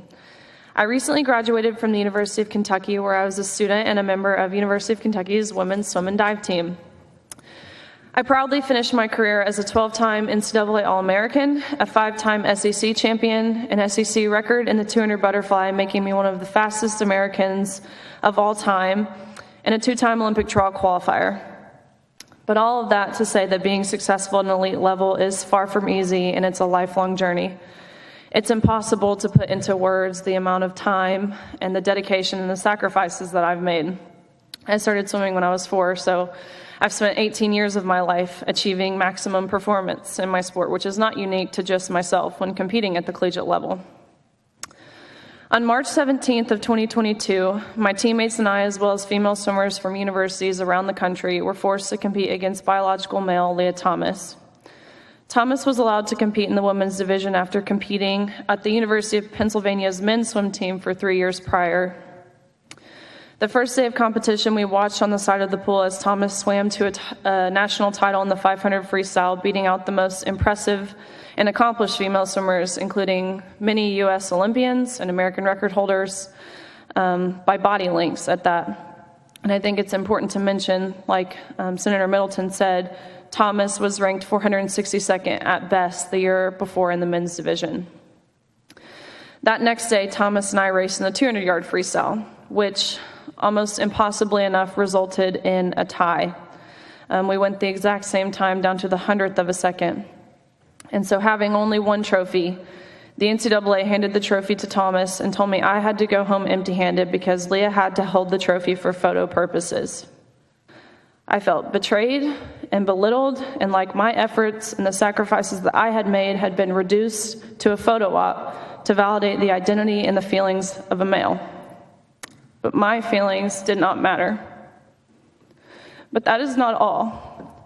In addition to being forced to give up our awards and our titles and our opportunities, the NCAA forced female swimmers to share a locker room with Thomas, a 6'4", 22-year-old male equipped with and exposing male genitalia in a room full of vulnerable, undressed women.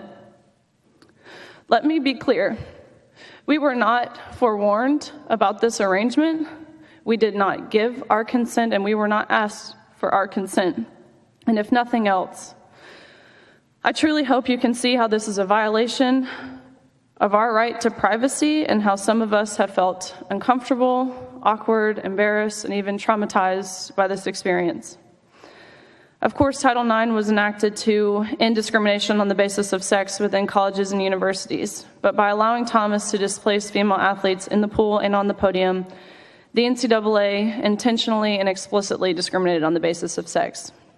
And although the NCAA claimed it acted in the name of inclusion, its policies, in fact, excluded female athletes, which, of course, are the very athletes Title IX was passed to protect. It's impossible to speak for every single girl on that pool deck, but I can wholeheartedly attest to the tears I saw from the 9th and 17th place finishers who missed out on being named an All-American by one place. And I can wholeheartedly attest to the extreme discomfort in the locker room from 18 to 22-year-old girls who were exposed to male body parts and having to undress with a male in the same room. And I can attest to the grumbles of anger and frustration from these girls who, like myself, had worked so hard and sacrificed so much to get to that moment. And on top of that, I can attest to the fact that around the country, female athletes who protested the inclusion of Leah Thomas in the women's division were threatened, intimidated, and emotionally blackmailed into silence and submission. I am 100% certain that I speak for more than just myself when I'm sharing my testimony before you guys. But unfortunately, my experience is not unique, and that is why I ask you guys to please pass Senate Bill 15 today. The number of female athletes who have been denied opportunities, traumatized, or hurt by policies that claim to promote inclusion is growing at an alarming rate. It's simply unacceptable, and the integrity of women's sports is lost. And so I appreciate the opportunity to share my experience, and I hope that you consider the facts, the science, and the growing numbers of stories. Thank you. Thank you so much for your testimony, for sharing your story with us today. Senator Middleton. Thank you, Chairwoman. Riley, maybe one thing I'd like to hear more about here is what are some more examples that you've seen of retaliation or threats because you've spoken up or others have spoken up? Absolutely. I have seen this, of course, from the athletes. I have seen retaliation against parents, and I have seen retaliation against the administration within universities and even at the NCAA. After all of this kind of happened, I had several of Leah Thomas's teammates reach out to me. They informed me of what they went through on a daily basis, including going to mandatory LGBTQ meetings to learn about the oppression that Leah Thomas faced.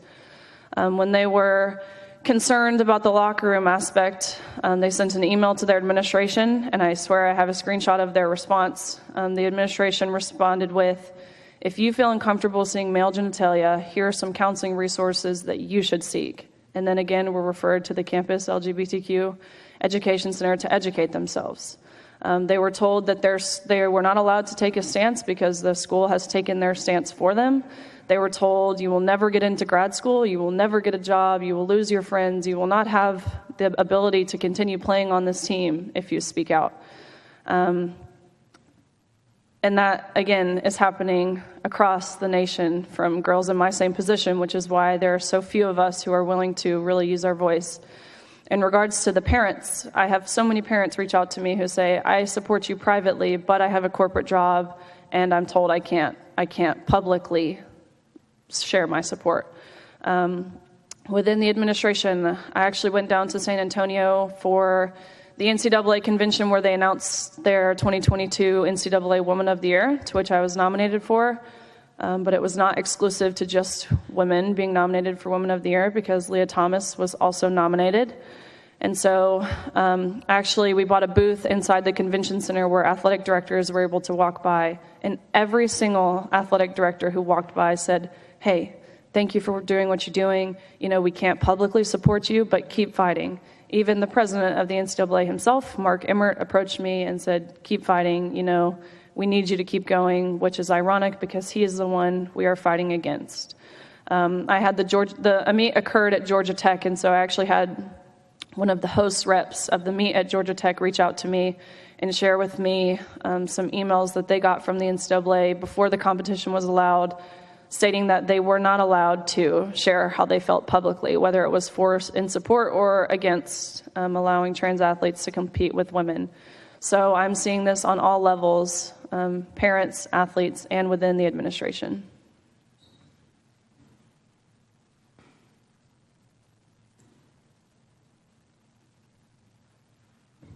Thank you, Senator Middleton. Thank you. Members, are there any other questions?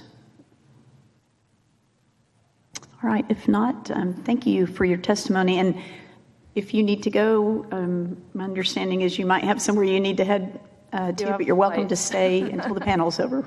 Thank you. Okay, thank you. Good job, girl. All right, if you'd introduce yourself and share your testimony with us. Yes, ma'am, thank you. Good evening, Chairman Paxton and members of the committee. My name is Jerry Shanto. I am from Austin, Texas, and I am here today testing in favor of Senate Bill 15. I was a competitive swimmer for 17 years. During my career, I achieved 3 NCAA Division I national championships and 11 All-American honors. I represented the United States national team and earned a silver medal at the World Championships in 2005. These achievements were possible because I competed in a fair and equal playing field against other biologically born women. Today, other women do not have this opportunity. Instead, biologically born women are required to compete against transgender women with male bodies. The institutions, universities, and governing bodies for whom they compete expect them to simply accept this injustice, challenge and gracefully submit to a new reality in which women are once again marginalized. Athletics are not demonstrating progress by allowing male bodies to compete in women's sports, but quite the opposite. Athletics is digressing and seemingly asking women to sit idly by. The consequences of this environment are real and include psychological and emotional turmoil for biologically born women, and they will be long-lasting. These consequences will span generations of female athletes, and with that, the inevitable truth: female sports will become extinct if we continue this trajectory. These social gender issues have no place in sport. Separate male and female competitive sport are about ensuring half the population, girls and women, have equal opportunities to participate, set records, earn college scholarships, prize money, podium spots, and equal honor and respect due to their athletic accomplishments. Not to mention other intangible benefits of competition and athletic success, such as confidence, camaraderie, professional networks, and other future gains. Sex segregation ensures equal opportunity for biologically born women in sport. The male's body advantage takes our experience as women and is oppressive once again. It forces us to confront our disadvantages in the most misogynistic way possible. The female category is not small or weak. We are physically made different than men and should not be asked to compare our differences in sport. We are equal, but we are not the same, and those differences are why we must have sex separation in sport. If the rights, position, and body of the female sex in our society is one that is truly celebrated and participates with an equal voice, then male bodies competing and taking the place of biological women should never be allowed. 1 year ago, I watched with my own eyes as Leah Thomas, a trans woman competing with a male body, was allowed to compete at the Women's Division I Swimming and Diving National Championships. Leah was allowed to take titles, experiences, and opportunities away from many women, and in doing so, changed the course of those young women's lives.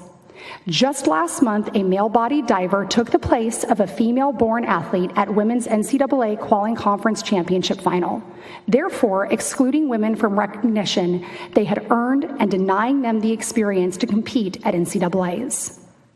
In only 17 years since I last competed, the opportunity for biologically born girls and women to earn a college scholarship, represent their country, and to win titles and earn awards based on their athleticism is disappearing. I am not only a former elite athlete in mourning, but I am also a scared mother to a 9-year-old daughter. If we continue to diminish the protection of sex-segregated sport, I will have to look at my daughter and tell her that no matter how hard she works and no matter how hard she tries, a male body with its biological advantages will beat you, and it is within the rules to do so. I will have to tell her that her government, her institution, her community does not value her femaleness, that they do not protect her. We are on the precipice of a long and tragic fall for women's sport if we do not act now. So I beg you to consider how we can save girls and women in sport. I ask you to ponder the outcome of valuing gender identity over sex identity in sport. While socially there may be a place for it, there is not and should never be a place for gender identity in competitive sport. Women need you to fight for them like they've been fighting for decades, centuries. We cannot afford to go backward. We need laws like Senate Bill 15 to protect biologically born women's safety, privacy, and right to fairness in sport. We need you to help ensure that little girls all over the world continue to participate, continue to compete, and continue to have an equal opportunity to rise to the top in their sport. Thank you very much for your time. Thank you so much for sharing your story. Thank you. As a mother of 3 daughters, I appreciate it very much. Are there any questions, members? All right, if not, thank you so much. Appreciate it. All right, thank you. Thank you for having me. This is my 4th time to be here, and I would hope that I have the ability to make an impact each time that I'm here. My name is Jade Dickens. I am a 20-plus year female strength competitive athlete. I participate in powerlifting, strongman, moss wrestling, and arm wrestling. So I have a humongous gamut of experience in the athletic world. At this point in time, of course, I do pay to play. because I live in one of the greatest countries in the world. I have the ability to go out and sign up for any sport that I want to and pay the membership and show up and do the best that I can. I have a medal. I brought it today mainly to symbolize this. I'm not dusting this off. This was one Saturday. As I competed, I received a text message from Mary Elizabeth that asked, "Jade, we're talking about this again. Can you come?" I said, "Absolutely, I'll be there." And here I am. And I brought this to represent, had a man stepped into my playing arena at my same age. I am 49. I am one of the top bench pressers in the world. If a man of my age, my size, who had been training for over 20 years, had stepped into my arena with me, he would have taken me out soundly. I benched this weekend 345 pounds. The common average male benches 315. That is my size. Now, as we were talking about on the bell curve, if he trained the 20 years that I have trained, he would be benching between 700 and 800 pounds. I can't compete with that. So one of the things that I want to really and truly ask of the committee is find out why this has taken place. Why do men have to step into female sports? Why are men not able to be accepting of a man in a dress that wants to wear makeup and still allow him to compete in the sport he wishes to compete in? Why are women being forced to accept this? I did not know that Riley was going to be here today. She's actually part of my speech. Texas Penal Code 21.08, indecent exposure. He is reckless about whether another person is present who will be offended or alarmed by his act. What Leah Thomas did by exposing himself in that locker room is punishable by law, by our own Texas law. Meaning that the people that allowed him to do that by proxy could also be punished by Texas law. That's how serious this is for women, and that men and administrators are not taking this seriously. I am an athlete for USAPL. I'm not here representing USAPL. I am only a member. And if anybody knows, we just lost a lawsuit in Minnesota. The court's comment for the reasoning for favoring on J.C. Cooper's side was increased risk of depression and suicide, lack of access to coaching and practice facilities, or other performance suppression common to transgender persons, as competitive disadvantages for transgender competitors. These are the same issues that women have been dealing with for centuries. Why is it that 1% of the population is allowed to have this much attention and to be forced into 55% of the population's private spaces? Why? If the issue is truly about acceptance, why does it fall to women to be the one that has to be the one to accept the change? Why can't men accept some men want to dress and be more feminine? Women are accepting to other women that wish to present as men. Women's sports are for biological women. We have no advantage. You don't see the other way around. You don't see trans going from female to male, demanding to be placed in sports, or demanding to go into locker rooms, or demanding to go into bathrooms. Why is that? Ask yourself why. Why do we as women have to accept this? Thank you for your time, and thank you for having me. Thank you so much for your testimony. Members, are there any questions? Senator Middleton, you're recognized. Thank you, Chairwoman. Jay, if maybe you could talk about kind of, you said 20 years, you've been competing for 20 years. How much has gone into that? How much time, sacrifices? I think that's the thing that sometimes gets lost in all of this, is to pursue these opportunities. And when you started pursuing them, you assume fairness. What other opportunities did you give up, right? I mean, that's one of the things that is really not discussed that often in this issue, where it's a sacrifice, to compete at an elite level. And it's something that takes many, many years of work to be able to achieve that elite level that you have and everyone testifying here today. So absolutely. I train 3 to 4 days a week, 2 to 3 hours at a time. That's pretty standard, but that also takes away from family time. My family is good enough to me to know that this is my hobby.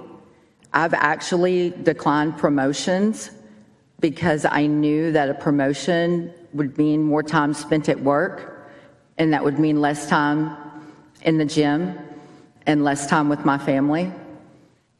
Powerlifting has allowed me to travel internationally. I have represented the United States in 10 different countries.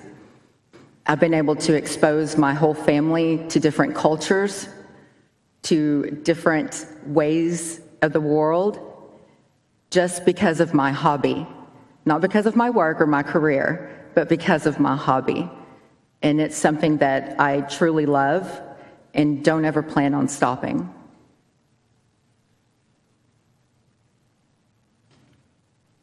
Thank you for having me.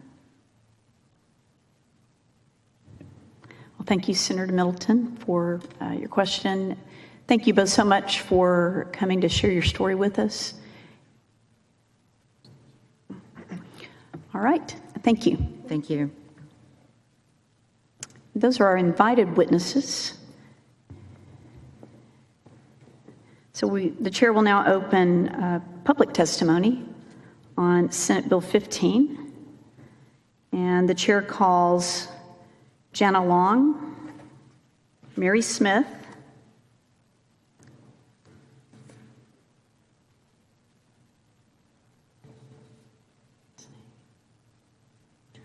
Noelle Fitchard, thank you, and Clayton Travis,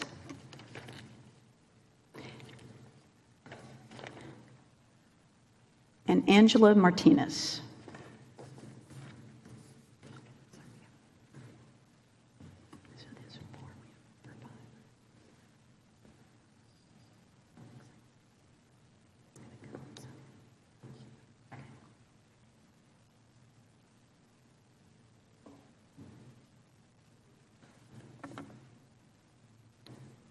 Okay, one more time. Angela Martinez, Clayton Travis, Noelle Fitchard, Mary Smith, and Jana Long. All right.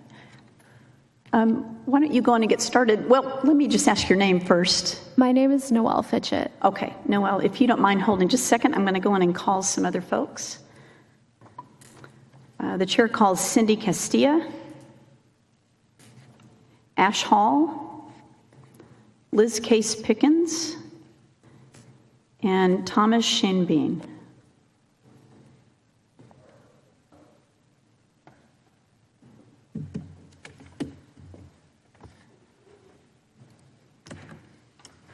There we go, full house.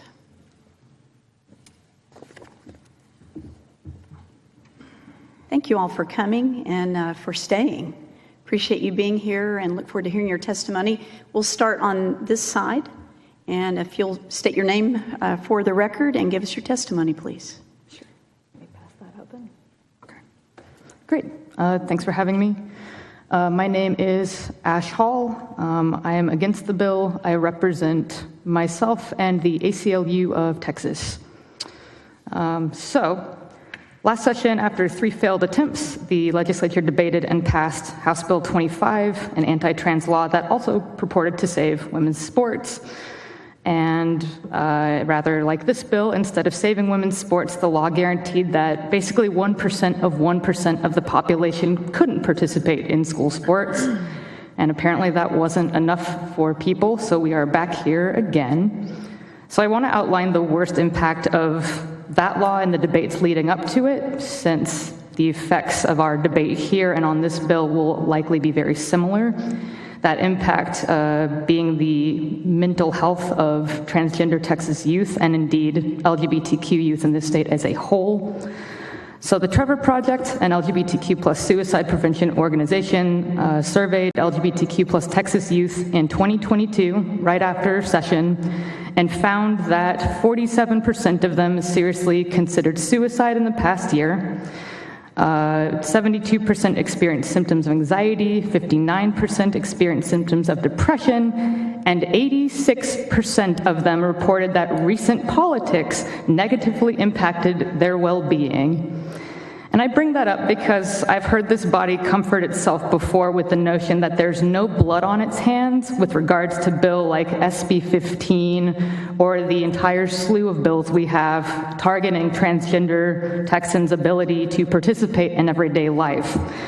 This data should prove otherwise, and it should prove that anti-transgender legislation is dangerous and our lives should not be up for debate. Thank you.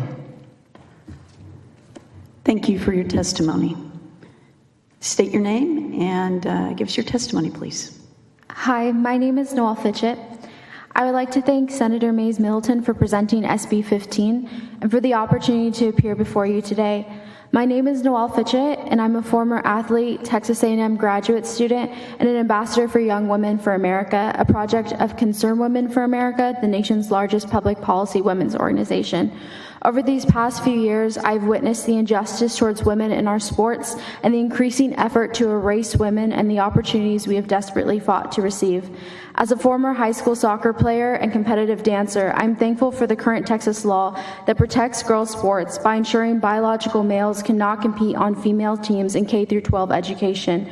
Women should be protected on every level, including college. After decades of fighting for equality, it is incomprehensible to me that we again have to defend women's most basic civil rights of equal opportunity and protection. I'm here as a woman who believes that superficial characteristics or personal expressions do not define womanhood. Rather, we are defined by our distinct, immutable biological differences and the dignity ascribed to us by God. Without sex-based sports categories, female athletes will no longer have equal opportunities in sports.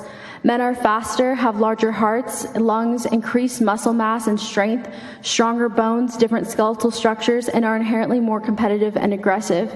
Studies have shown a 10 to 12 performance gap between elite male and female athletes. In 2017, Olympic world and U.S. champion Tori Bowie's 100-meter lifetime best of 10.78 seconds was beaten 15,000 times by men and boys. Allowing men in women's sports is an outrage and a betrayal of women's rights. This is discrimination towards women in the 21st century. This is an attack on the progress we've made as a society, an attack on science, on women, and who God created us to be. If we do not protect female sports, there will be no female title holders, college champions, or world champions. It is for this reason that Senate Bill 15 should be passed in order to protect the integrity of female college athletes. Thank you. Thank you so much for your testimony. Okay. Hi, I'm Cindy Castilla, please. Thank you. Okay. Thank you, Chairman Paxton and Senator Middleton, for this bill and committee members. My name is Cindy Castilla. I'm testifying for Texas Eagle Forum and myself. Thank you for this opportunity to publicly support SB 15. anywhere you search, and we're all coming up with the same numbers over and over and over, for information on bodily differences of biological females and males, you find similar data. It's all just true. We're very different. Only 1 in 20 females has the strength of the same age average male. Females have smaller hearts, less lung capacity, and hips that make running less efficient than the hips of a male. Females have fewer red blood cells for oxygenation. Male eyes track an approaching object better than those of most females. Like, we get hit more often by the ball. We have historically separated males and females in sports by the time they reach high school for good reason. When a biological male joins a girls' sports team, statistics show he will present stronger than 95% of the females trying out. A female will lose her spot to him, whether it be on the team or on the podium, and she could also lose a scholarship. This is a fairness issue for females. Having biological males on a girls' team creates locker room and travel and housing issues, and this is a privacy issue for the females.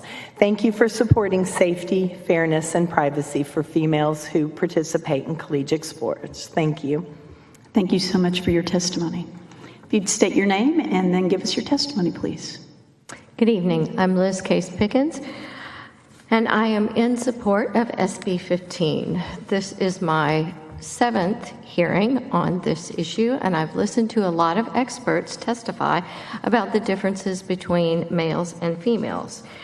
When you listen to athletes and coaches and parents, what you hear is them talk about how girls' sports will be destroyed entirely if this is allowed to continue. We've had several athletes come before us and testify that their coaches have told them they would gladly field an entire team of transgender athletes instead of girls because it gives them a much better ability to win. And we all know that coaches are evaluated on their record. So our girls' sports opportunities would disappear. If you listen to the psychologists, they will talk about the things that are important to girls as far as when their dreams are crushed, to be able to compete, when they lose their scholarships. That is a very important issue for many of our girls, particularly those of low income. They are not somebody that needs to be discriminated against by losing their spots. These are all things that are important to me as a former educator, but to me, as a parent, I have 4 children, and 3 of them were girls, and they were athletes. To me, the safety issue is the most important thing. If you think about their safety on the court, if you think about their safety in the bathrooms, in the showers, these are issues that have got to be considered. My kids are grown, but I've got 2 granddaughters that are girls that may someday wish to compete. When Title IX was passed in 1972, it was an issue of protection for women. Please don't ask them to go to the back of the bus now, after 50 years. Thank you for your testimony. If you'd state your name for the record and give us your testimony, please. Thank you, Vice Chair Paxton and Mays Middleton and esteemed members of the committee. I'm Thomas Shanebein, Pasadena City Councilman in District H, representing myself and also my constituents. Should males identify as athletes as transgenders compete in women's sports? That's the question. We need to hear and learn from Raleigh's story, not a collegiate athlete, Leah Thomas, a male swimmer from the University of Pennsylvania, who won the NCAA Women's Championship in the 500-yard freestyle in March of 2022. CeCe Telfer, a transgender male runner, won the NCAA Division II National Championship in the women's 400-meter hurdles in 2019. In today's world, it is difficult to imagine that there was a time when women and girls didn't have many opportunities to play sports. Before the 1970s, women in sports, it wasn't widespread. In fact, sporting events for females were almost non-existent. During the 71-72 school year, only 7% of high school athletes were females. Today, by comparison, females make up over 45% of all high school athletes. I take issue with transgender athletes competing in women's sports. There is no equity allowing males to compete with women. Allowing biological males to compete in women's sports gives an unfair advantage to talented, gifted, and extremely hardworking female athletes. The hopes, goals, and dreams of far too many girls and women are being shattered.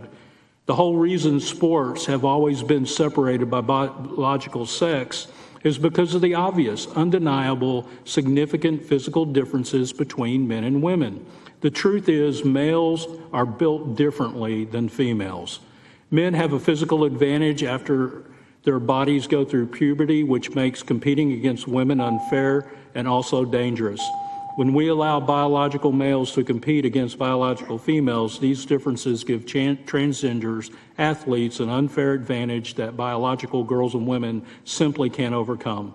No matter how hard they train, no matter how much time and effort they pour into their sports, no matter how great the sacrifices they make to do their best, they can't overcome the biological differences. This is why we have separate men's and women's sports. But somehow the line between the two has become increasingly blurry, and women and girls are suffering the consequences. On a personal note, I want my granddaughter and all other biological females to have equal opportunity to compete fairly in the great state of Texas. Say no to men competing in women's sport. I support SB 15. Thank you for your time. Thank you for your testimony. Members, are there any questions for the witnesses? If not, thank you. I appreciate you coming, staying around to share your stories. Thank you.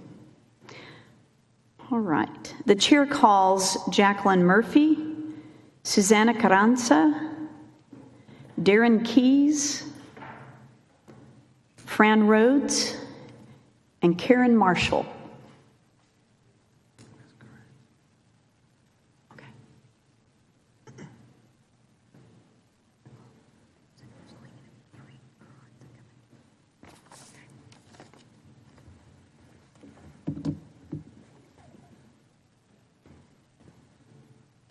Jacqueline Murphy, Susanna Carranza, Darren Keys, Fran Rhodes, and Karen Marshall.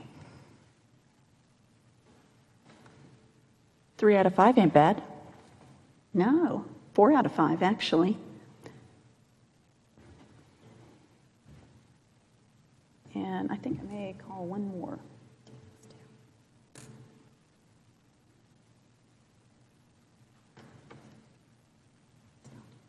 David Stout. Okay. All right. Let's go on and get started. And in the interest of efficiency, so that we move people through a little more quickly, we'll go on and have everyone give their testimony, and then we'll ask questions at the end, if that's all right with everyone and members. All right. If you give us your name for the record, and we look forward to hearing your testimony. I'm Dr. Susanna Carranza, and I oppose Senate Bill 15. I see many of you here are listed as co-authors of this bill. Actually, a lot of you are not even here. Is that really what our elected officials should be spending time on? Like, really? Spending our resources further marginalizing a group of Texans that is already marginalized? Like, really? You think encouraging students to report their peers because they suspect they may be transgender will promote the kind of friendship we all hope to form in college? Like, really? Do you think that preventing transgender athletes from playing sports somehow protects women? You really think that? By the way, what happens if a trans man decides to follow this law and compete in a women's team? Like, wouldn't the testosterone of the treatment give them an advantage? So how does that protect women? I urge you to oppose this bill. It does nothing to protect women. If you really want to protect women, pass red flag laws. Allow women to make reproductive choices. Support equal pay for equal work. This bill has nothing to do with fairness. This bill has everything to do with prejudice. Please oppose this bill. Thank you. If you have any questions. Thank you for your testimony. If you'd state your name and give us your testimony, please. Good evening, Chairwoman Paxton and members of the committee. My name is Darren Keys, and I'm Senior Counsel with Alliance Defending Freedom. I'm here on behalf of myself and ADF, and we're in support of the bill. Our firm represents female athletes in West Virginia, Connecticut, Idaho, and other states in federal court who have personally lost out on championships and other athletic opportunities to males who were permitted to compete in female sports. That is why 18 states have acted to protect fairness in women's sports before young women start losing medals or spots on the team. These states want to attract and retain the best women athletes to their colleges with a guarantee that they will never lose their spot on a team to a male competitor. And none of those states have experienced any economic consequences for doing so. No lost NCAA tournaments, no boycotts, and no businesses leaving their states. Protecting fairness for women athletes fully aligns with both the U.S. Constitution and federal law. The U.S. Supreme Court has held that schools and colleges can maintain separate programs for men and women based on, quote, physiological differences between male and female individuals. Other federal courts have held the same, that states and schools can preserve female sports opportunities exclusively for female athletes. The path is legal, logical, and long-standing. Simply put, the Constitution and federal law fully support Texas passing SB 15 and protecting fairness in sports for our daughters and granddaughters. Thank you. Thank you so much for your testimony. If you'd state your name for the record, and then we look forward to hearing your testimony. Hello, my name is Karen Marshall, and I represent myself and the State Republican Executive Committee. Tennis was my sport in high school and middle school and into college. I practiced hard to earn and keep a place on my high school's varsity team. I wasn't top tier. I was spot 8 out of 8 places on the girls' varsity team. But I earned it and held it and competed in tournaments with my team. By high school, all the varsity boys were stronger and hit the ball harder and faster than we did among the girls. They slammed their serves probably at about 80 miles an hour and could get a tennis ball wedged in the chain link fence from 2 courts away. Getting hit by one of their shots would have left a bruise. If any of them could have switched teams to the girls' side to compete for a place, the reality is they would have knocked me off the team. Harvard biologist Carol Hooven reports that people born male have testosterone levels around 25 times those of pubertal females, providing them an athletic advantage over people who have not experienced male puberty. Serena Williams says male tennis star Andy Murray would beat her easily if she played against him. Across the board, it is the same. At age 15, boys beat girls in the 30-meter dash by more than 4 seconds on average. At age 42, Laurel Hubbard is the first transgender to compete in the Olympics, beating born women for a place on the New Zealand weightlifting team. Competing against female lifters in the 192-pound lifting category, Laurel is ranked 15 in the world. Anna Van Bellingham, a Belgian weightlifter who will be competing against Hubbard this summer, says this particular situation is unfair to the sport and to the athletes. Multi-gold medalist swimmer Michael Phelps held a 12.6% advantage over the women's gold medalist, Austrian Petria Thomas. After women's equality taking millennia to achieve, women are now expected to move graciously aside to let trans athletes into women's sports. Girls and women should not have to give up their hard-won sports opportunities, and I implore you to vote in favor of SB 15. Thank you for your testimony. Thanks for being here, and if you would state your name for the record, and we look forward to hearing your testimony. Hello, I'm Jacqueline Murphy, and I'm representing myself as a college student, a trans woman, and the official slowest runner on my high school cross-country team. And I'm going to be talking about some issues facing college women's sports. Eating disorders are rampant in student athletics. The exact numbers are difficult to measure, but several studies have reported between 1/4 and 1/2 of female athletes exhibiting clinical or subclinical eating disorder behaviors. Many of these female athletes experience something called female athlete triad, which constitutes disordered eating, loss of bone density, and amenorrhea, which is the disruption of the healthy menstrual cycle due to insufficient nutrients and is incredibly common and normalized among female student athletes.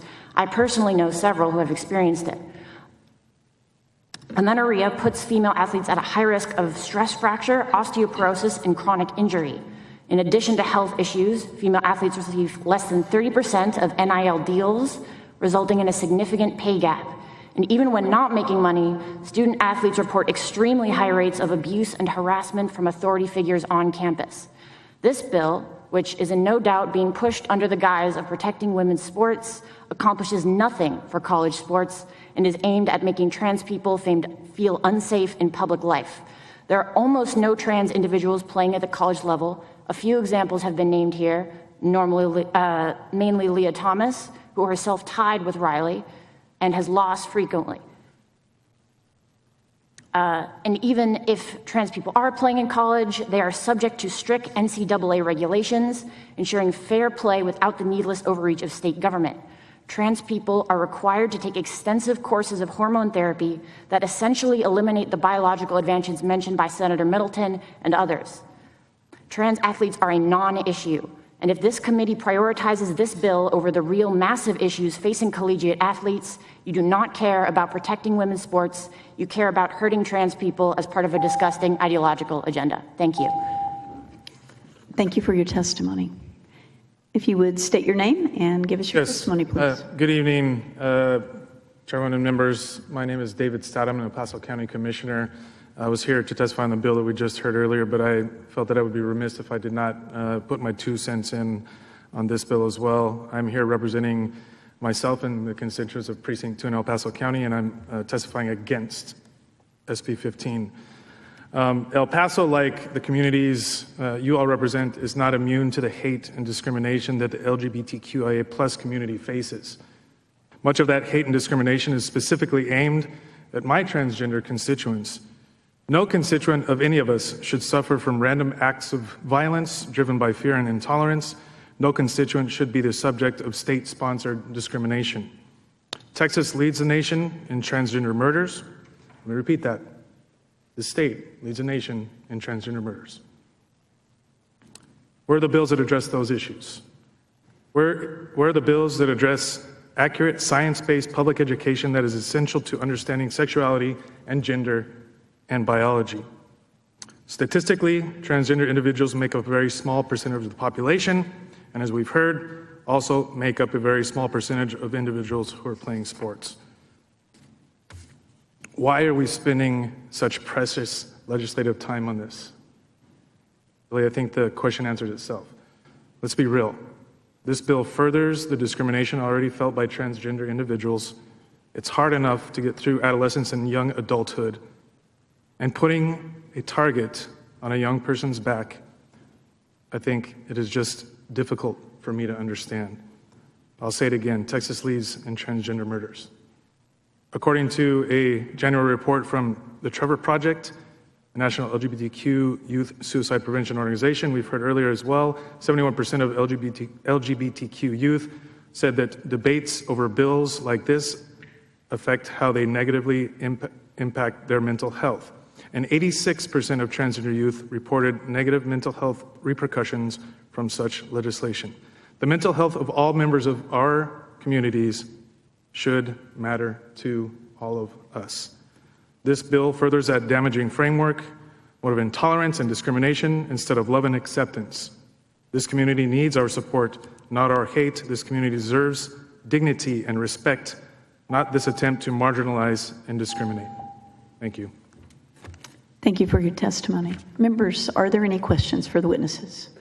Senator Middleton, you're recognized. I had one. Thank you, Chairwoman. Darren, you're an attorney, correct? So I had a question about Title IX. I mean, that's obviously statutory, and some of the arguments that we've heard against it are based on administrative or agency rule changes. How do you see that interacting? In other words, would the proposed Title IX changes under the Department of Education, or could they have any impact on statutory law? Because it would seem that, you know, anytime you're dealing with agency rulemaking, there's no way that that could supersede what was passed by Congress. If you don't like it, change in Congress, right? So I was wondering if you could talk more about how those two would interact between the rulemaking that's proposed under the Department of Education now and the statutory provisions of Title IX. Well, Senator, thank you for the question, and thank you for not asking me how much I bench press. The question that you raise is, I think, one that we're going to soon find out how it gets resolved. As you know, the Title IX comment period is coming to a close if it hasn't already, and we expect the agency to issue new rulemaking. I think that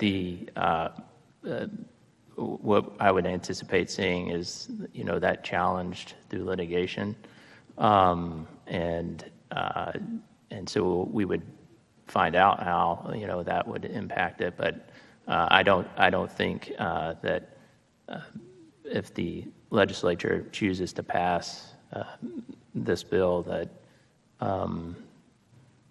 would have an impact on the legislature's passing the bill.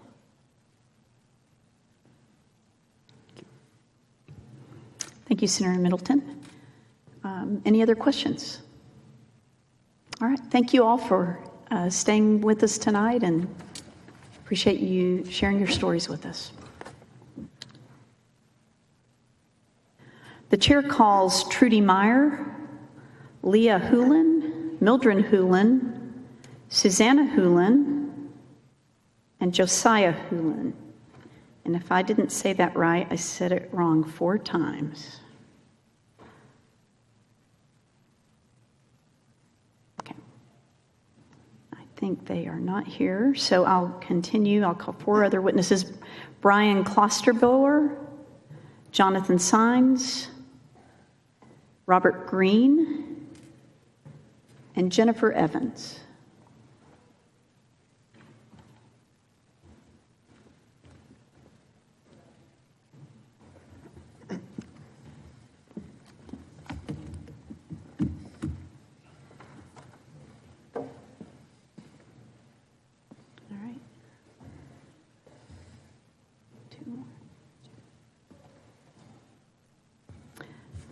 Chair also calls Melissa Martin,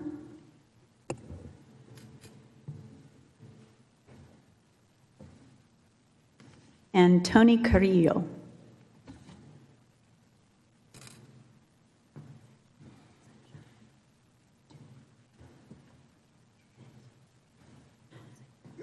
Chair calls Goldie Sunshine and Ed Johnson.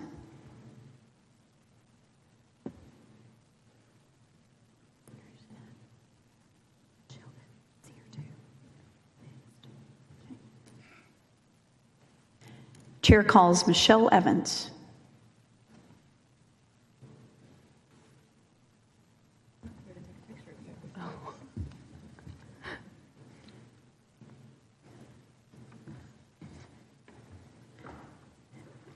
They made you sit in the first seat, didn't they? All right. Am I in the right spot? Yes. So Ed, is that yes. right? Ed Johnson. Yes, thank you. Here in support of the bill, speaking for myself.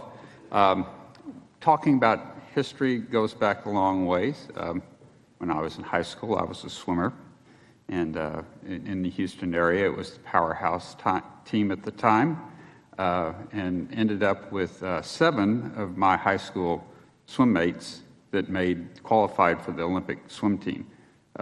4 of them held world records at the time. So the Dad's Club Swimming was the place to go in the United States at the time for swimming. I wanted to talk about the torture that you're putting athletes under that spend their whole life training for this, and at the last minute you take it away from them or change the rules, because that's what happened to these 7 athletes. It was the Jimmy Carter era where we boycotted the Olympics. And all these were planning to go to the Olympics. They had been training swimming since they were 6 years old. It took them a decade almost to get over this. It mentally destroyed them. It was their whole life's purpose that they had worked for, to become the world champion, to become the gold medalist. And, it was just overnight pulled out from underneath them, which was devastating for these people. That was their whole life up to then. So it's a lot more mentally challenging for an athlete to, at the last second, change the rules of the game and take that possibility away from them. And that's, a big concern in this. The transgender person that wakes up one morning and wants to change sexes hasn't been training their whole life for that. These people have been dedicating it since they were probably 6 years old to do this. And all of a sudden we just yank it out from underneath them.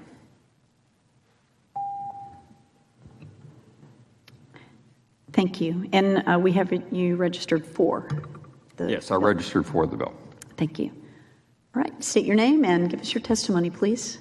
My name is Michelle Evans, and I'm a chapter lead for Independent Women's Network in Round Rock, Texas. I'm here representing myself and that organization, speaking for SB 15. Even with the advancements subsequent to Title IX, sex discrepancies continue to exist in athletic scholarships. Presently, young men receive most athletic scholarships, adding up to millions in additional dollars from male athletes over female athletes. These funds cover the costs of tuition, books, room and board, and more. Without SB 15, females are in jeopardy of having even more scholarship money granted to males, putting them at risk of missing out on opportunities to achieve on the field and in the classroom. It's undeniable that males and females are biologically different. One just has to look at the science of the human body. The body composition, hormone levels, and bone structures are different between men and women. Women are not simply a smaller version of men. Our hormones fluctuate throughout each month and throughout our lifespan, and these individual unique experiences are impossible to replicate. Males interested in playing on female sports teams are likely undergoing or have already undergone male puberty, during which boys experience notable changes which put them at a distinct advantage. Examples include broader shoulders, wider wingspan, lower body fat, higher muscle mass, greater height. The list could go on, but my time is limited. Regardless of whatever hormone protocol these males might be using, the biological male physical advantage remains. In addition to the unfair situation young women are placed in when they are forced to compete with biological males in sports, these young women have their privacy and security put at risk when they are forced to share locker rooms with biological males, and this is happening without consent. SB 15 is vital if we wish to preserve a culture which respects and reveres the unique contributions of women, if we value the safety and security of girls, and if we care to continue providing females with equal opportunities to succeed. Thank you. Thank you for sharing your testimony tonight. State your name, please, and give us your testimony. Madam Chair and members of the committee, my name is Jonathan Sines, and I'm president and attorney for Texas Values, and I'm testifying tonight in support of Senate Bill 15 by Senator Middleton. As a licensed attorney in the state of Texas for almost 20 years, I know how important the law is. I know the impact that it can have when it's clear in our state law, particularly when we know that there's an identifiable problem that's before us.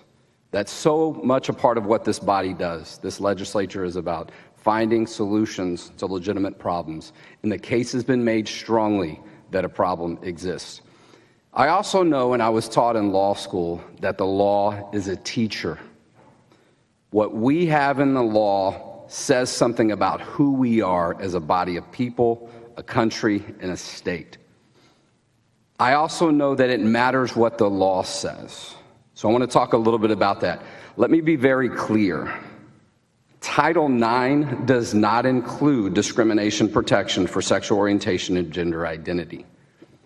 Title VII has been ruled by the U.S. Supreme Court to include those things in the definition of sex, but that is based on an employment decision out of the U.S. Supreme Court in a case called Bostock. In a recent case came up on this issue here in Texas, the controlling precedent from the North District, where an issue like this came up regarding to whether Title VII was the same as Title IX under these discrimination protections. And Judge Kasmerek made it very clear, reciting the Bostock decision in the majority opinion by Justice Gorsuch, that the only question before the employers in that case was about Title VII, and that we need not worry that they would sweep beyond Title VII and these type of issues. The federal courts and our Congress has not ruled on these issues. They have not changed the law. Title IX does not include these protections, and that's why we can protect and save women's sports. I want to say one last thing, if I may, Madam Chair, and I don't say this often as a lawyer, because that's going to keep beeping on me. Yes, it is. If I could conclude. How about, thank you for your testimony, and thank you so much let us for being ask here you a tonight. question perhaps at the end. Yes. Thank you. Good evening. My name is Brian Klosterbor. I'm an attorney with the ACLU of Texas, testifying on behalf of myself and the ACLU of Texas against this bill. We've heard a lot of information tonight about only a tiny handful of students. It's immensely cruel to pass a law solely to target such a tiny number. There really is no real problem that this bill addresses. As we've heard, there are many problems in women's sports that we could be focused on. But the truth is, as an attorney, I represent a lot of transgender young people in Texas, including a lot of transgender boys who want to play sports with the boys, but have actually been forced under the law passed last session to play on girls' teams. And so they're openly at boys living their lives being forced to play women's sports. I also want to highlight a few really critical flaws with this bill that haven't yet been pointed out. This bill delegates rulemaking authority to the Texas Higher Education Coordinating Board, which has actually never before ever had any role in sports. Last session, UIL actually ran sports competitions. Here, we're setting up a direct conflict with the NCAA and every other collegiate athletics association. The Texas legislature has never passed a law before regulating who can play sports. We all want to live in a state that's free and fair, and we should trust our universities and these athletics associations. It's already extremely difficult to play as a transgender college student. You have to submit all of your hormone levels 4 weeks before any competition. It's highly invasive. Only a tiny handful of trans students even try, and this bill slams the door in their face. We've heard a lot of really unscientific information tonight. What we didn't hear is that 1.7% of people are born intersex. This bill completely erases their identities. It's unscientific. We should trust the experts. We shouldn't have the government conflicting with NCAA, and please oppose this bill. Thank you. Thank you for your testimony. If you would state your name and give us your testimony, please. Good evening. My name is Jennifer Evans, and I am in support of SB 15, and I'm representing myself. I have been involved in athletics since I was 5, including competitive gymnastics, high school track and soccer, college soccer, and currently play on a women's soccer team. I have witnessed firsthand through playing soccer with males, coaching males and females in high school track, and watching both my kids play on a high school co-ed soccer team, that the biological differences between males and females overwhelmingly led to male domination. No matter how talented the female soccer players were, or how fast the female runners were, the less skilled males would still dominate through sheer strength and speed. I'm here for my daughter, Macy. She's a sophomore in college, and she runs on a D1 track college here in Texas. And all of her hard work to achieve the goal of running on a D1 team would be crushed by allowing males to compete with her. The fact is, college-level female runners are easily beat by high school boys, and yes, even some middle school boys. One of the fastest female runners in the world, Allison Felix, has time slower than over 300 high school boys. The fastest time in the nation for the 400-meter women's division is 49.87. The fastest time in the nation in the middle school boys division is 48.09. The impact of allowing this could mean my daughter and females across the country potentially losing out on awards and scholarships. How will our daughters ever stand a chance against the advantage males have over females? We must put facts before feelings. Sport is based on physical performance, not how one feels, thinks, or identifies. All the progress that Title IX has produced towards equality in sports for our daughters will be erased. All the patience and determination it took for our mothers and their mothers to get their own league apart from men will be erased. What is the purpose of having a female category if we are forced to compete against males that are 12% faster and 30% stronger? I'm imploring you to support my daughter's rights and support this bill. Thank you. Thank you for your testimony. Members, are there any questions? I had one. I was very curious about what else you were thinking, Mr. Sines. Well, thank you for that courtesy, Madam Chairwoman. Many of the members of the legislature are aware that oftentimes my testimony is focused on my expertise, which is in law and policy, having spent work in this building even as an intern, as a student at the University of Texas, long before I became a licensed attorney. And it's a pleasure to do that, and I appreciate the interactions, whether we agree or disagree over time. And I know, Madam Chair, we typically agree.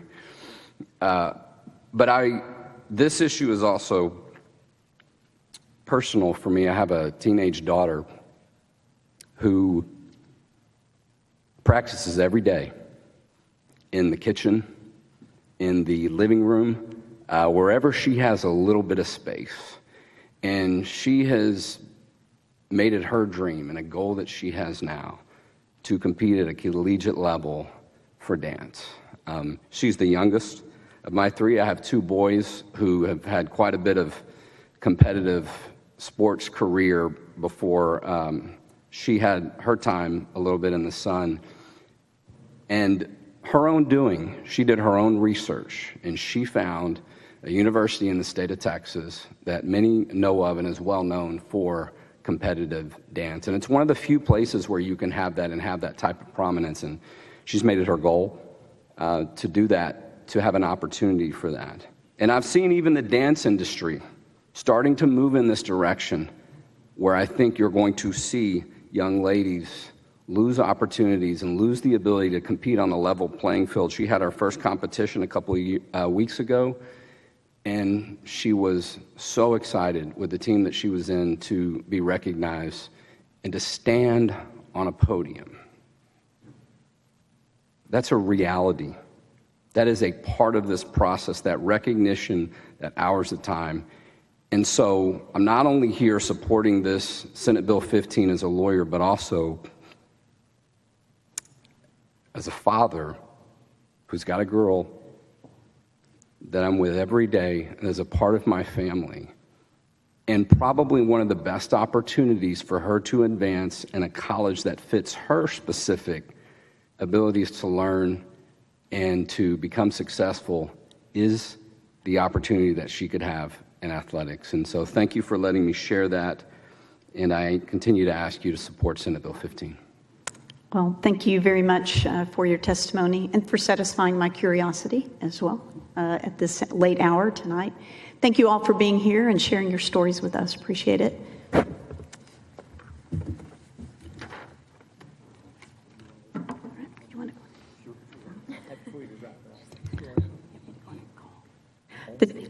The chair calls Ken Moore, Pamela Johnson, Megan Benton, Brian McAuliffe, and Mary Elizabeth Castle.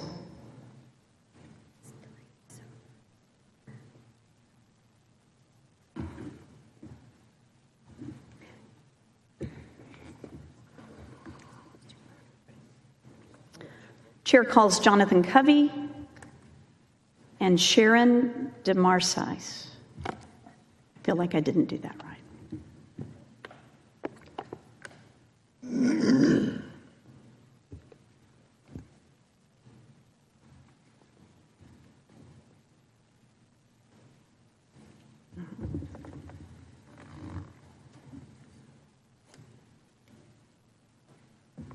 Chair calls Genevieve Collins.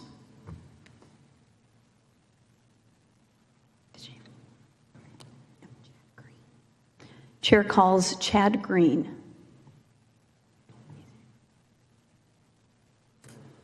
And as Chad is making his way, let's go on and get started. As we've been doing, the panel is testifying and then we're asking questions at the end. But if you would state your name for the record and give us your testimony, please. Okay. My name is Ken Moore. I'm a state Republican executive committee man for Senate District 11. I represent the SRC and Republican voters in Senate District 11. I am here to testify in favor of SB 15. The following is an excerpt from an article from the Ethics and Public Policy Center. It is entitled, "Allowing Biological Males in Women's Sports is Scientifically Unsound."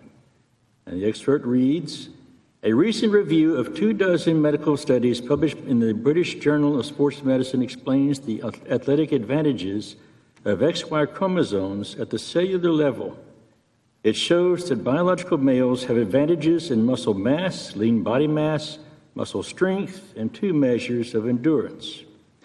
While synthetic estrogen and anti-testosterone pharmaceuticals have been shown to slightly decrease these parameters, inborn advantages from the latent effects of a lifetime of testosterone persists."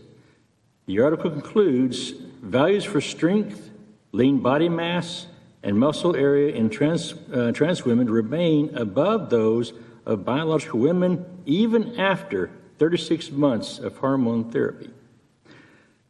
Committee members, I came of age in the 70s and 80s. This was a time when women's rights was a very real thing. The formation of women's sports leagues was seen as a major step forward for women, but having biological males in women's sports destroys all this. That's my testimony. Thank you for your testimony. Welcome. Introduce yourself and give us your testimony. Thank you, Chairman Hughes and members of the committee. My name is Megan Benton, and I'm a student at the University of Texas at Austin and a policy intern for Texas Values. I'm here today to testify in favor of Senate Bill 15. I have a handout I'd like to submit along with my oral testimony, which contains signatures of alumni from the University of Texas regarding the issue at hand. I am currently pursuing a degree in kinesiology, so I understand how unfair it is for women to be competing against men, especially at the collegiate level. In kinesiology, we discuss what are called individual differences quite frequently. These are factors that cannot be changed by any amount of training and are linked to success in athletics. These things include things like limb length, height, and heart size, but most important, biological sex. Therefore, I understand how unfair it is to tell female athletes who have dedicated their lives to their sport that they must compete against biological men for the sake of inclusion. This issue is near and dear to my heart. I'm a ballet dancer, and no matter how hard I train, male dancers will always be stronger. Thankfully, in my dance career, I've never been put in a position where I'm at a disadvantage. But that's not the case for everyone. According to the New York Post, last summer at Ranger College in Texas, a transgender woman was kicked off the cheerleading team for allegedly choking a teammate. This is a tragic story because the victim of this crime should never have been forced to be in this position. I've been involved in dance and athletics since I was 3 years old, and participation in those activities have helped shape me into who I am today. Thanks to the Texas legislature last session, youth sports have been protected, and young girls can have the same experience as I did. However, it's time to expand this protection to collegiate athletes. Therefore, I stand in favor of Senate Bill 15. It's time for Texas to take the lead and protect women's sports. Thank you. Thank you for your testimony. Welcome. Even though we know you, introduce yourself and give us your testimony. Good evening, Chairman Hughes and whoever's left of the committee. My name is Mary Elizabeth Castle, and I'm the Director of Government Relations for Texas Values Action. Texas Values has been the leading organization in the past 2 years in seeing legislation get passed to protect women and girls from having their chance of victory and opportunities stolen by men playing in their sports. In January, I rallied for 2 hours with 40 women athletes ranging from high school to Olympic medalists in San Antonio, Texas, outside the NCAA convention. Their stories were astounding, and you heard some of them today, and we'll hear some of them later tonight. Texas is on the right track in having the Save Girls Sports Law already in place that protects girls' sports in grades K through 12, but the work is not finished. Women college sports need to be protected as well, as the stakes are higher. If spots on college women's team are stolen by men, then thousands of women could lose scholarships, revenue for name and likeness, championships, and even a future career. That career could be in the Olympics, but it could be in the boardroom, as 96% of female CEOs play competitive sports at some point in their life. In fact, this is what Title IX was created to protect. When Congresswoman Patsy Mink, a woman who was almost denied the opportunity to attend law school because of her sex, presented the idea of Title IX, it was almost vetoed out of the bill to have sports protected, but it was imperative to have education opportunities and sports included in Title IX. The number of men competing in women's sports is increasing exponentially, and let's not forget that the opportunity for women to play sports is already slim, as only 40% of teenage girls participate in sports, and 90% of colleges are failing to offer athletic opportunities that are not proportional to their enrollment. And the problem will only get worse with the Biden administration, and that is why I have a letter with you that our team, along with 28 other diverse organizations, sent to the Department of Education talking about this illegal and illogical redefinition of sex in Title IX. Thank you.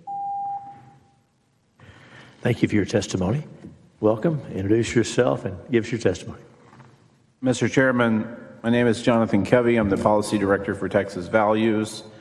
And just wanted to tell you a little bit about some of the legal victories we've had recently. In the past year or two, we've had several important victories. I'm testifying, by the way, in favor of SB 15. We saw several important legal victories in our efforts to uphold the truth that we're created female and male, and those differences matter for privacy and for fairness in sports.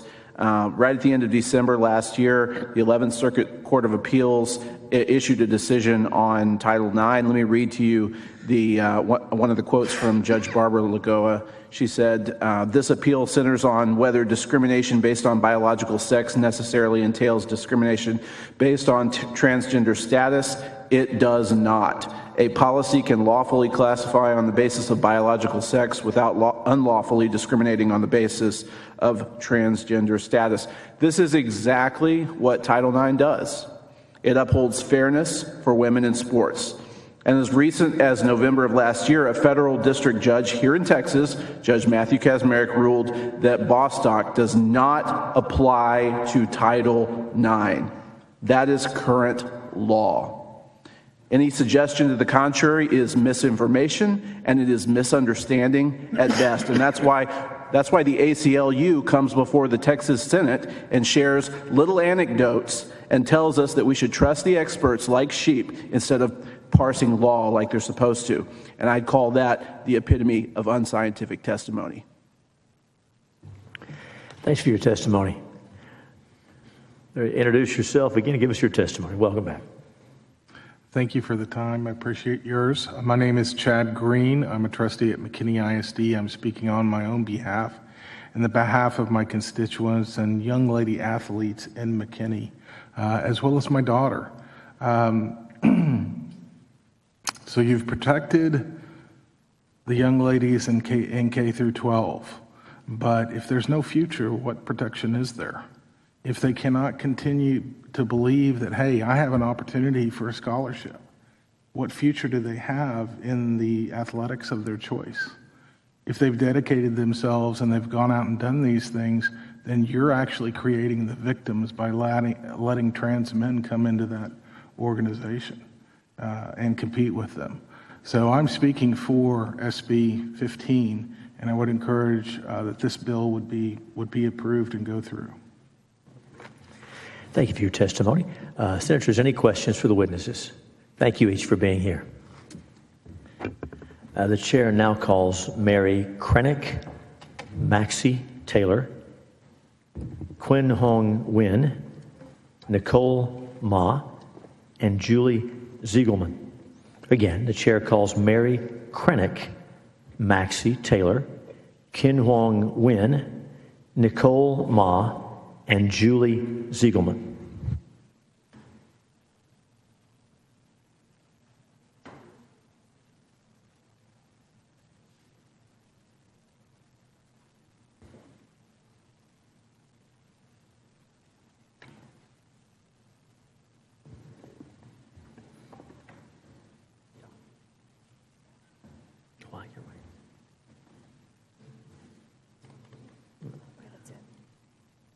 The chair calls Genevieve Collins, Chloe Goodman, Valerie DeBille, Andrea Segovia.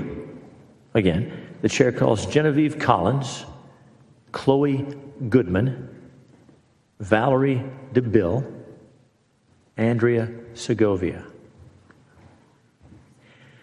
Let me see if is there anyone else present wishing to testify on, for, or against Senate Bill 15? So please make your way down here so we can get your testimony. And very good. Are you wishing to testify? Come on down. Thanks.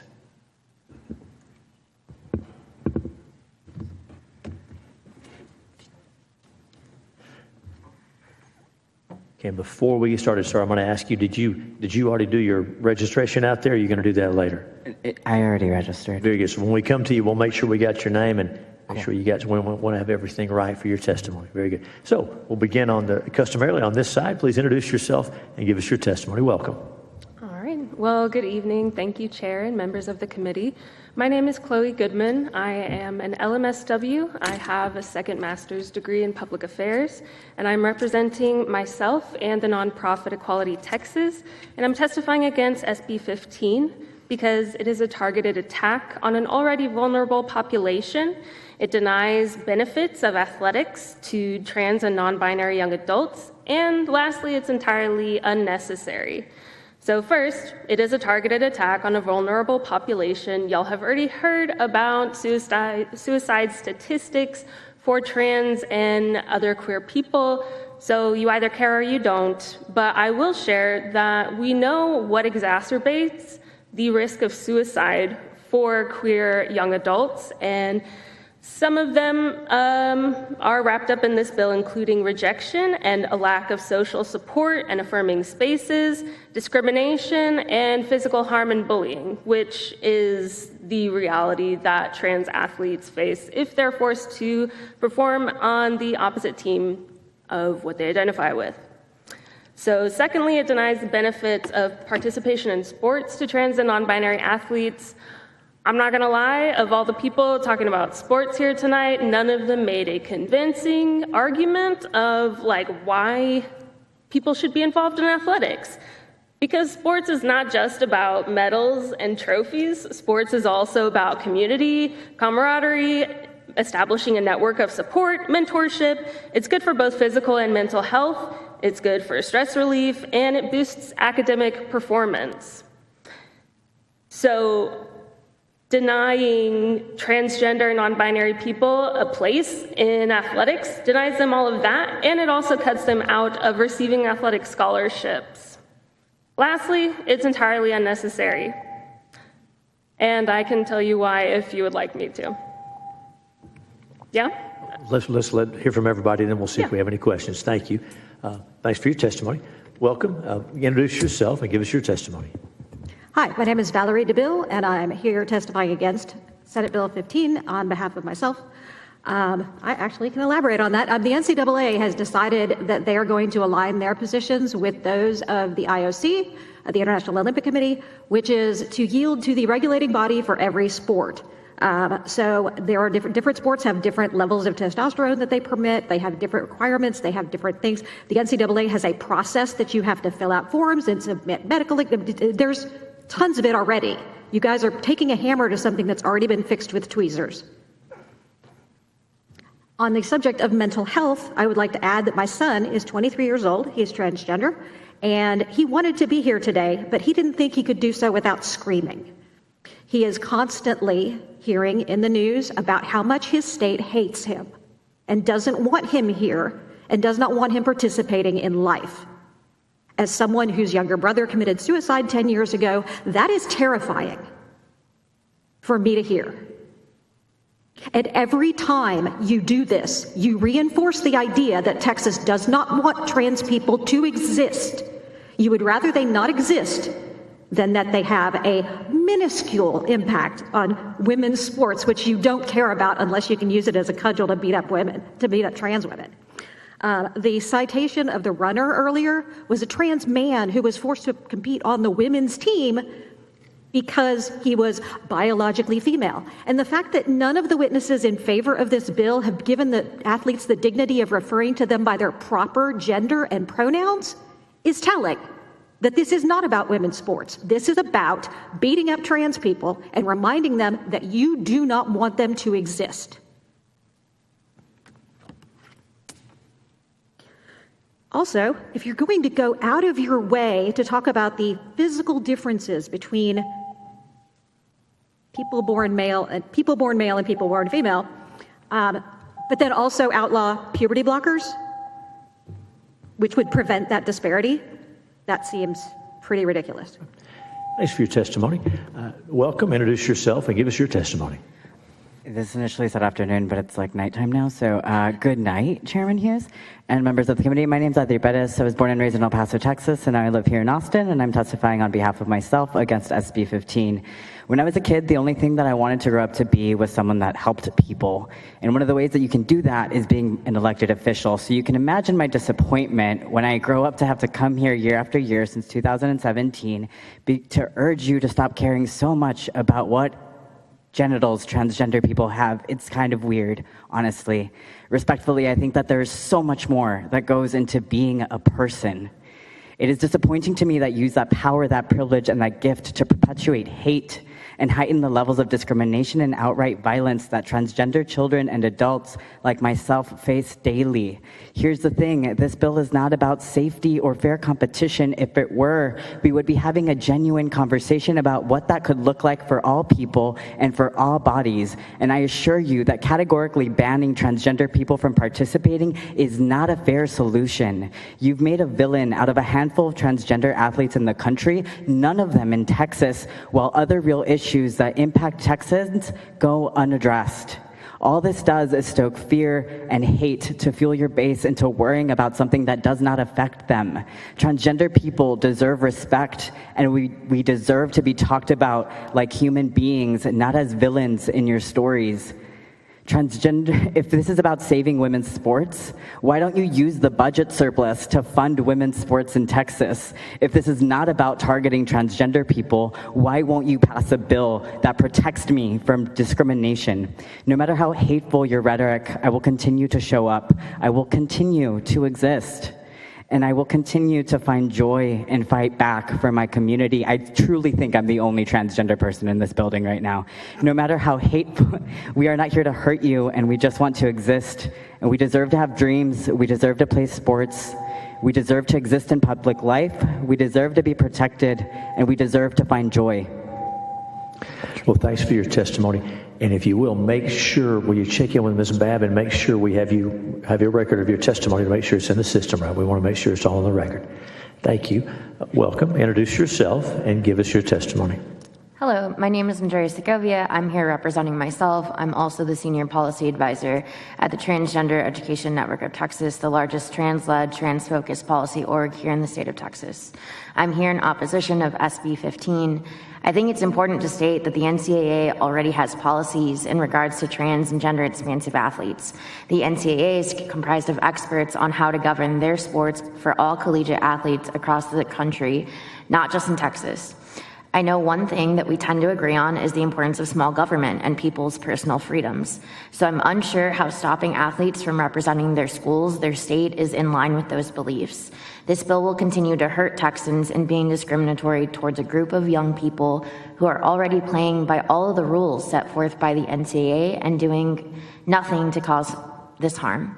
This bill is discriminatory because it not only puts a target on trans athletes, but also all athletes who might be seen as too masculine or too feminine, as we've seen in the past year with the athlete ban currently in place, as well as continue to leave intersex athletes with no direction in how they can play their sport. Passing this bill will put even more pressure on administrators and coaches who are already struggling to keep up with current policy changes in sports. This bill denies the lived realities of our educators who want to make safe spaces for all students. In a time where people in our state are having to decide to feed their kids or pay their rent, when we're still figuring out what safety in schools looks like after UVA, so it never happens again, this should not be the priority of this body or this committee or any legislator in this body. The problem authors of this bill say they're trying to address, simply put, does not exist. Student athletes have not been asking for this type of legislation unless here by other groups. They've been asking for equal funding and carrying out protections under Title IX, which trans people are included in. Thank you. Thank you for your testimony. Introduce yourself and give us your testimony. Welcome. Thank you, Mr. Chair and members. My name is Don Garner. I'm the Executive Director of Texas Faith and Freedom Coalition, whose mission is to give people of faith a voice in government. And towards that end, I have the privilege of speaking in support of bills like Senate Bill 15. Others have provided overwhelming scientific data supporting the passage of this bill. Citing such evidence must seem unnecessary to the average person. Just 2 weekends ago, I was at an annual cycling event. I ride with one of the largest clubs in the country, based here in Austin. There was a lot of murmuring around our tent after the juniors race had concluded. And once they held the podium for the junior girls, I understood why. Our team's girls had placed second and third behind a biological male, and it was clear that everyone was upset about it.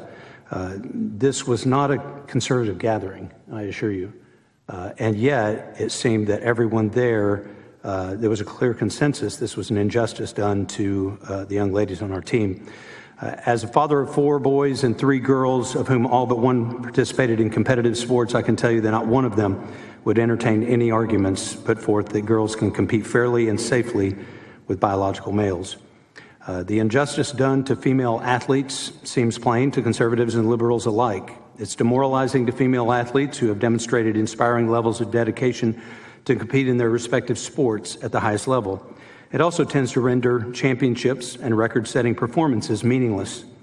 Add to this the obvious danger posed to girls competing with biological males in contact sports like wrestling.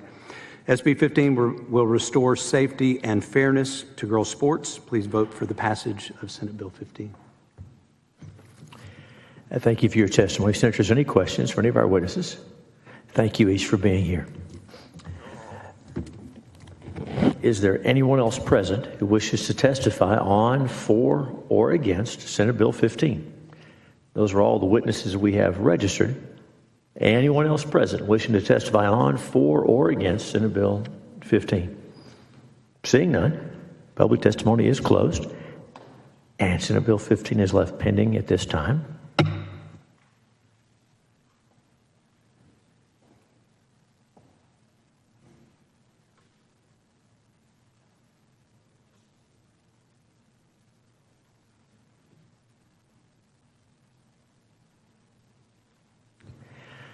Well, I thank the members of the committee, and I especially thank the members of this committee staff and each member staff, and most importantly, those real people who showed up to testify. Everyone's important. Everybody's voice is heard.